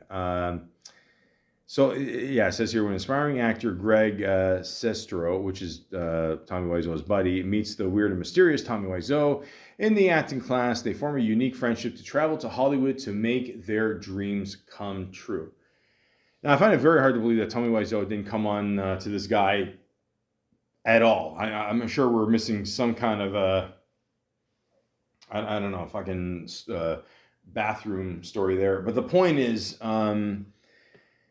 I don't judge. Anyways, but this is a great movie. So obviously, you got James Franco playing Tommy Wiseau. You got Dave Franco playing Greg. Obviously, they're brothers in real life. Ari Graynor, Seth Rogen, Allison Brie, Jackie Weaver, Paul Scheer, Zac Efron. Everybody joins the cast here. Why not? Josh Hutcherson, June. Diane Raphael, Megan Mullally, there you go. Jason Mann, I better get this one or else I can never go to Greece again. Mantzukas, there you go. This guy looks Indian, but he's 100% Greek. Go figure. Andrew Santino, that was the guy's name. The ginger that is somehow a wop. I don't understand that. I'm Italian, I can say that, so fuck off. Nathan Fielder, who's, if you've never seen Nathan For You, you're fucking missing out there. Even Sharon Stone pops in there. Melanie Griffin, John Early, Joe Mandy. Listen, great cast of people, great story. I mean, the shit that went behind making this movie is just crazy. I mean, it's excellent. It really is. It's great performances by everybody here. Everyone does their thing. Really good. Really, really good. And again, like I said, at this point, it proves that, wherever Seth Rogen is in or whatever project, he's in, he kills it, or he's got a good team of people behind him, and, he does a great job. I mean, he's got just a minor role in there, but I mean, everyone just pulls their weight great, and, great job, guys. Great job. Not so much great job with IMDb here. I don't know. I pushed back, and then it gave me it fucked up my flow here. I don't know. So excuse me, folks. I got to go back to where was I? At the Guilt Trip here. Okay, so he did a bunch of other projects. The Mindy Project, Seth Rogen equals worst person in the world, Burning Love, Arrested Development. Great show, but I don't know. That one season was weird because they had each person in their own episode, but like the whole point is it should be funny together. You know what I mean? But anyways, The Real World. This is the end edition. James Franco and Seth Rogen, Bound 3. Yeah, when they did that. Listen, I'm going to be honest with you. That is such a horrible album. I don't know what the big deal is with Bound. I don't know if you're. I like Kanye. Don't get me wrong. Well, I mean, I did before. You know the whole. Before he learned to talk. But no. Simpsons, of course. Jimmy Kimmel Live. Then he was in. I don't remember him making a cameo in 22 Jump Street, but that was a funny movie though. Dave Schuyler's very special VMA special. The Sound of the Fury, Cops Come, Dicks and Flying. Okay. Rubberhead. There you go. Where they go? Are these porns? What? Seth Rogen's Jewish Canadian American Thanksgiving. Good luck pulling that off. The Comeback. Come on, guys, what's going on here? Really? Okay. Saturday Night Live, you showed up there. The interview I talked about there. Broad City, funny show. Kroll Show, funny show. Steve Jobs. Okay, so after we got that fucking stupid memory of Kushner there fucking doing the movie, we got someone else to actually do it, Michael Fassbender. And Seth Rogen was great in this role. It was a good back and forth. It shows certain periods of obviously Steve Jobs' life. Good little. It showed again Seth Rogen. It showed that he can he can hold his own when it comes to acting, man. So don't count him out. Great movie. So check that one out. Not the one with the Malaka there. Last week tonight with John Oliver. Good little show. The League. I've seen a little clips here and there. It's all right. Night before I talked about Kung Fu Panda, Secrets of the Scroll, good voiceover work. Kung Fu Panda 3, voiceover work. Awesome. Sausage Party did. Story 2 did that. Or Neighbors 2, whatever. Neighbors 3, Zombies Rising. I guess they're making fun of that. Dr. Ken. He actually got a show, really? Ken John. Really? Okay. Friends from College, TV series. Dumpster Diving. Disaster Artist, I did, yeah. Arizona, Netflix acquires Seth Rogen. Joe McHale show. Joe McHale, makes sense. He's a funny guy. Father, then A Drunk History, Long Shot, The Twilight Zone. It was all right when it came back. I mean, it was half the episodes were good, half of them, whatever. Lion King, I don't know why. Listen, it's probably a good paycheck, but I mean, Disney, can you stop remaking your movies? Can you go back to basics, please? I mean, for fuck's sakes.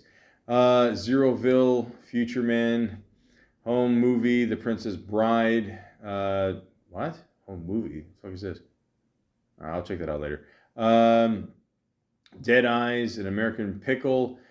It's a good little movie, a little cute little movie. It's from a short story, and I would check this out. It didn't get the best rating for some reason, but it's a cute little story. I would check that one out. The Muppets Now. Who wouldn't want to work with the Muppets? Big Mouth, The Late Show with Stephen Colbert. Chicago Party Aunt, Curb Your Enthusiasm.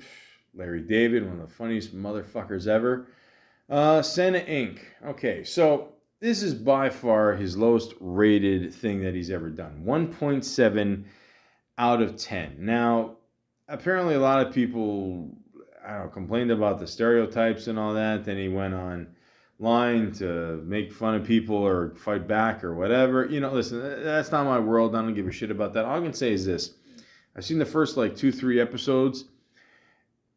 I think it's okay. I think it's the best Christmas thing ever? No. But I mean, 1.7 out of 10. You know what that means?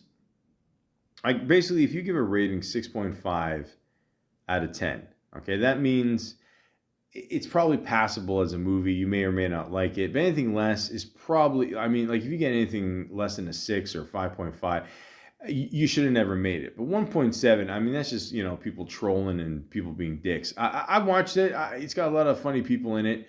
I think it's funny. It's got the whole animation like Rudolph the Red-Nosed Reindeer back in the day, and I like it. It's more R-rated, obviously, but I think it's funny. I don't know. So I think people are just fucking shitting on this guy for no fucking reason, and I don't know, man. I don't get it, Seth, you just keep doing what you're doing, man.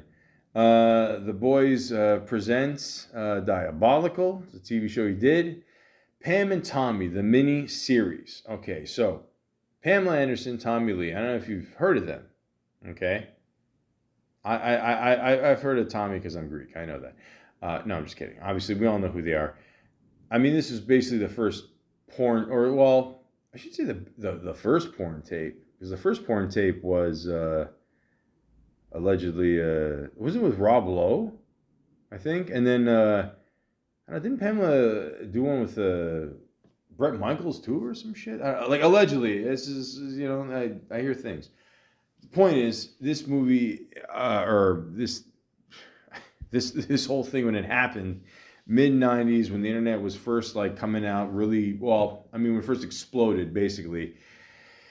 I mean, this is basically the first video that actually went viral, and there's such a whole thing with this. Maybe I'll talk about it one day when if I do a Pamela Anderson or Tommy Lee podcast, whatever. But I mean, this was huge, guys. This was fucking everywhere, and they made no money off it. They were blackmailed for it. Basically, Pamela Anderson and Tommy Lee made a porn tape. It got stolen by this guy named Ran Gunther. Okay, that's the character that Seth Rogen plays. And I mean, again, I don't know what's accurate in this movie or not. I do know that Seth Rogen did say that the person actually went into the person's property and stole the tape while he was dressed as a dog. And I know, I hear you. I mean, it sounds fucking crazy. But you should check out the series just for entertainment by itself. I find it hard to believe, though, that Tommy Lee did not pay the guy, and that's why he stole the tape. Like, he was doing work on his house, and he refused to pay the guy. And I don't know, man. I find that hard to believe that Tommy Lee did not pay the guy. I don't know, man. You say what you want about Tommy Lee, but yeah, I'm pretty sure Tommy had the money to do it. I'm just putting that out there. I'm not saying this because I'm Greek, but it's just, I don't know. I find it hard to believe. Just saying. But the point is, it's a great series. Check it out when you get a chance. Chippendale Rescue Rangers. I saw this remake here, or rebirth, or I don't know what the fuck they call it anymore. It was all right. I mean, it was weird seeing them as different voices, whatever, but it was all right.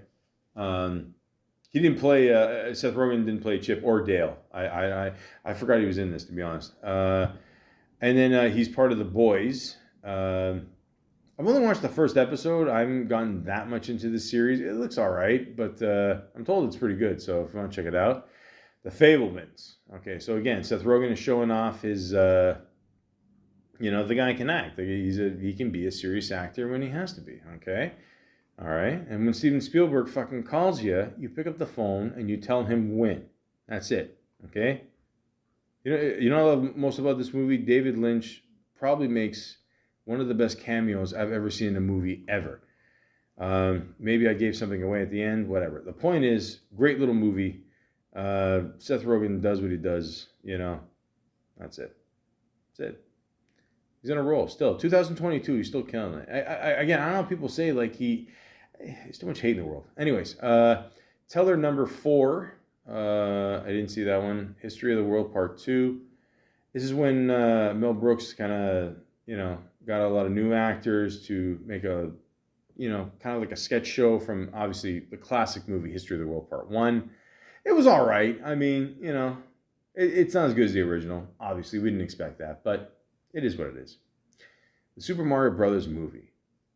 Now, when you got the chance, this is when you've made it in this business, ladies and gentlemen, okay? When he gets to play a voice in the Super Mario Brothers movie. And he gets to play Donkey Kong, and he fucking killed it.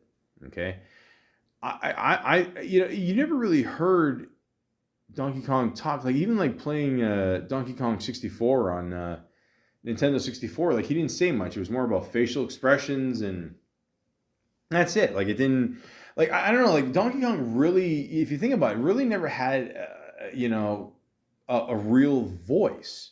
Not really, maybe sound effects, whatever, beating his chest, because he never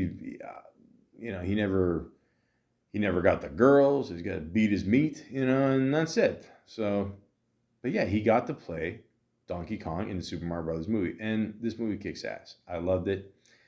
I heard they're gonna make another one. Thank God. Waiting for it. Hope he gets to be Donkey Kong again, and awesome. Then he was in the TV series Platonic. I tried watching this. I don't know. Me personally, I couldn't get into it. It was okay, but I don't know. Teenage Mutant Ninja Turtles Mutant Mayhem. Okay, so after, Michael Bay fucking ruining everything, Seth's like, you know what, let's just go back to basics. Let's make this a cartoon. Let's do some cool animation here. It's almost like the best way I could describe this animation, it's almost like claymation watching California Raisins on acid kind of thing. But it looks good. Don't get me wrong. It's really good. And he was, part of this movie. He played the voice of Bebop, a classic duo of Bebop and Rocksteady there. And it was a really good movie. And I heard they're going to make another one. So thank God for that. And we can get the bitter taste of Michael Bay's, I didn't get toys as a kid, so we have to ruin everyone else's childhood. All right. I still love you for The Rock, though. Don't worry about it. And then recently I saw the movie Dumb Money, which came out this year, 2023. So keep in mind, guys, again, this is a guy, I want to, again, I'm stressing this because a lot of people, again, shit on Seth Rogen. He's still doing it. He's still killing it. 2023, still this year. He's still great, making great stuff. And he was able to be part of this movie called Dumb Money. And he plays a character named Gabe Plotkin. Now, a lot of these people in this movie, a great cast of people. I mean, it's an insane cast of people. You got Paul Dano, Pete Davidson, Vincent D'Onofrio, America Ferrera. I'm going to fuck up this name. Myhala Harold. Hey, there you go. Nick Offerman. I said, all the bacon you have. Anthony Ramos, Seth Rogen, Talia Ryder, Sebastian Stan, who played Tommy Lee, by the way. And the other girl played Pamela Anderson. She's British. She did a great job too. I'm just saying, I don't know how much of that story is actually true. Who knows? I don't know. I'm Greek, so I got to be biased. The point is, ladies and gentlemen, great cast of people in this movie, and it's all about that whole GameStop thing. Remember that? I mean, literally just happened a few years ago. I remember it happened during COVID, and then I didn't know what this movie was about. And then in the beginning, it says the GameStop. I'm like, fuck, they made a movie out of this already? Like, and usually when you hear about movies like this, it takes at least 10, 15 years or something. But anyways, David versus Goliath tale about everyday people who flipped the script on Wall Street and got rich by turning GameStop, the video game store, into the world's hottest company. And yeah, I'll be honest with you, I didn't know a lot about the story. I heard that, people bought this company or bought stocks in this company, and then it just went crazy. Wall Street didn't expect it to go like this. And there's a whole fight. Listen, Wall Street, that's not my world. Between this movie and Wolf on Wall Street, I will never invest in stocks again. But the point is, very good movie, 7 out of 10 on the dot, very accurate rating. I mean, nothing too crazy, but it is a very good story, very good characters, very well cast, and yeah, you find out how stuff like this can just happen in real life, and yeah, and then literally a few years later, they can make a movie out of it. So yeah, it's I think it's out now on streaming there, and I would check it out. And the last thing he did was I don't know, they went back in 2 years for some reason there. Invincible, the TV show, Alan the Alien. So there you go. And of course, he's got a lot of stuff coming up. Of Of course he does. Listen, and again, I don't know how much weed he smokes a day or whatever, an ounce or whatever, who knows? But again, to be like smoke this much weed and be this, have this kind of work ethic. I mean, it's basically him and Snoop that are just killing it. So he's got Chip and Dale's. Well, this is Chip and Dale's. So this looks like So this is okay. The founder of the all-male strip club Chip and Dale's becomes suspicious of a New York choreographer he hired to help turn into a highly successful enterprise. Okay, there you go. Okay, so it's not based on those cute little chipmunks. So far you got Seth Rogen in there and Ellie Fanning. Okay. But then in the movie poster, it looks like Julia Lewis. So, okay. Well, Greg Gillespie is directing it. Okay. Hey, listen, something for the ladies. What can I tell you? And then he's got an untitled Seth Rogen, Evan Goldberg, NBC project in development. Yeah, that's it. Just says, it says TV movie. So, okay. Fair enough. Then he's got an untitled 90s project. Okay. We grew up 90s kids, okay. Plot kept under wraps, described as teen show set in the 1990s. Okay. Aren't they already doing that with the 70s show, the 90s show? And yeah, I'm not gonna lie to you. I saw the first episode there. I was disappointed in that. I'm not gonna lie. So hopefully Seth can do something better here. Console Wars. Oh, okay. Oh, no way. Employees at the gaming company Sega try to make a more popular device than the ones made by their dominant rival Nintendo. Yes. Ladies and gentlemen, I've said this for years. I can't believe no one has made like some kind of Nintendo Sega competition show or something to do with Atari, like whatever, just something to show like how the gaming process has come along. Yes. Oh, Seth, I love you, buddy. That's it. Oh, that's okay. So I can't wait for that one. And me personally, I grew up more like a Nintendo kid, so I hope Nintendo kicks ass. But anyways, the Great Canadian Pottery Throwdown. Jeez. Come on. The 10 amateur potters take on challenges to create beautiful pieces. Each episode will consist of 2 creative challenges that test their skill and technique, with one eliminated each other. Okay, so I don't know. It says reality TV. So is this okay? I thought it was kind of like one of these like mockery movies. You know what I mean? Like what's it called? Like Best in Show, like shit like that. Jennifer Robertson. She looks familiar. Yeah, was she like she was the host of yeah, I remember that. Oh, yeah. Okay, so this is an actual reality show. Okay, so Seth Rogen's being a guest judge. Natalie Waddell, Brendan Tang. Okay. That's an actual. I mean, Seth, bro, this guy works his fucking ass off, man. Holy God, like when does this fucker sleep, man? I took a little piece of joint earlier. I'm ready for bed. The Something. It says in development, the film will follow a crew of astronauts who, after being stuck in space for years, eventually comes across another spaceship. Hey, listen, that was bound to happen, man. I mean, space, I mean, they just dump everything in there. I mean, it's, yeah. Shut up. Shut up. Get the fuck at it. Come on. Which followed the titular duck superhero who lived an ordinary suburban life under the secret identity of Drake Mallard. Get the fuck out of here. Darkwing motherfucking Duck. Ladies and gentlemen, when I was growing up, okay, it was the early 90s, all these cartoons just exploded from Disney. We got Darkwing Duck, Tailspin, Goof Troop, DuckTales, woo!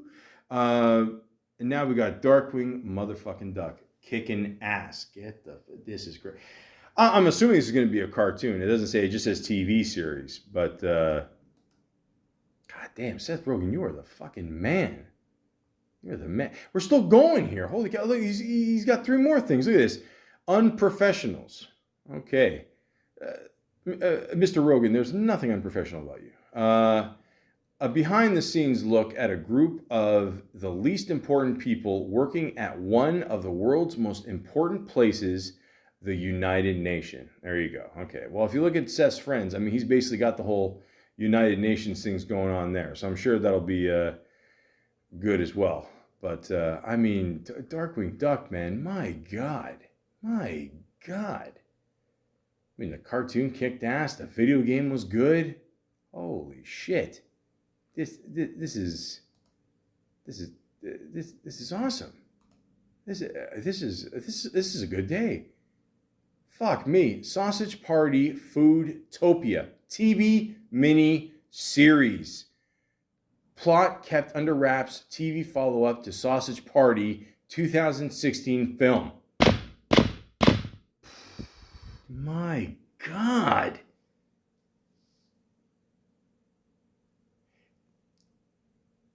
For those of you who like make fun of this man and say horrible things about him and just, you know, don't understand this guy's fucking work ethic. I mean, if he had one of these fucking things, like it'd be amazing. I mean, he just keeps going.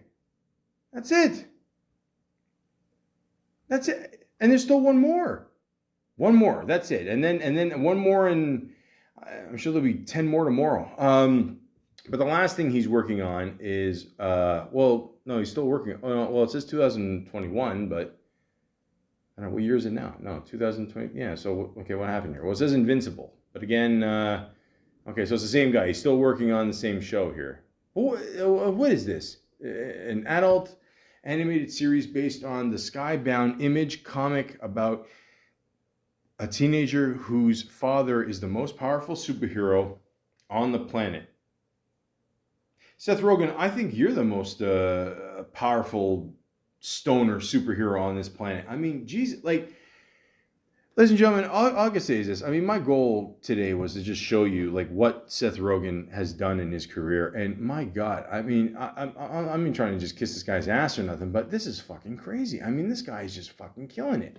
One after another, you know, and I just want to say 2 more things. One, I mean, between you know, all this shit in Darkwing Duck, he is absolutely a 90s kid. I mean, God bless him. And 2, I mean, if you ever doubt this man's work ethic, I mean, holy fuck, you are fucking insane. I mean, and again, like, if you look back at just the stuff he's done in the thousands, you know, which a lot of people consider, you know, pretty much the peak and might be the best decade of comedy movies of all time. I mean, he was a part of that. Him, Judd Apatow, like all those dudes. I mean, this is insane. Like, how can people doubt Seth Rogen? I'm really just shocked here. I really am, honestly. Like, I mean, I didn't know he was going to do all these projects, and you know, I forgot a lot of the shit he's done, and you know, I mean, there's still times I'll pop in Pineapple Express, and you know, I'll keep in mind, you know, Johnny Depp could have done better, and Superbad, and This Is the End, and you know, the sausages, and you know, supermarkets, and you know, fucking fruit masturbating in front of other fruit. The point is, ladies and gentlemen, I'm just going to end it with this.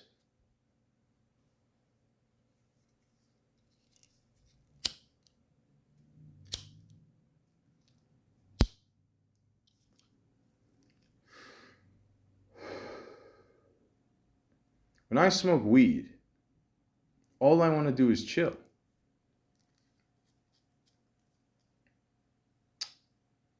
But not everybody smokes an amazing amount of weed. That was me dropping my lighter. I'm sorry. Not everyone has the amazing work ethic that this man has. And this man is named. And he's also Canadian. Oh, and he was also almost Cheddar Bob in 8 Mile, because him and Jason Segel auditioned for it, and they didn't get it because they kept laughing. Oh yeah, and oh shit, I forgot. The father, his father in Superbad. Remember the scene where the kids are running off and like the one guy, like Jonah Hill hits the tent, and then the father runs out and like throws a bat at him. That was Seth Rogen's father, and he said that later. But like I was watching the credits one day, and I actually saw Rogen. I was like, oh man, that could be his father. You know, you never know. But that ended up being his father. The point is, ladies and gentlemen, nobody has a crazy stoner work ethic like Seth Rogen. Maybe this was meant to be. Maybe this horrible, horrible, deadly earthquake happened so we can become closer as a group of friends. I don't need a group. I'm like DMX, man. I'm a lone wolf. DMX isn't a lone wolf. DMX has the Rough Rider crew. You can't stop, drop, and open up shop alone.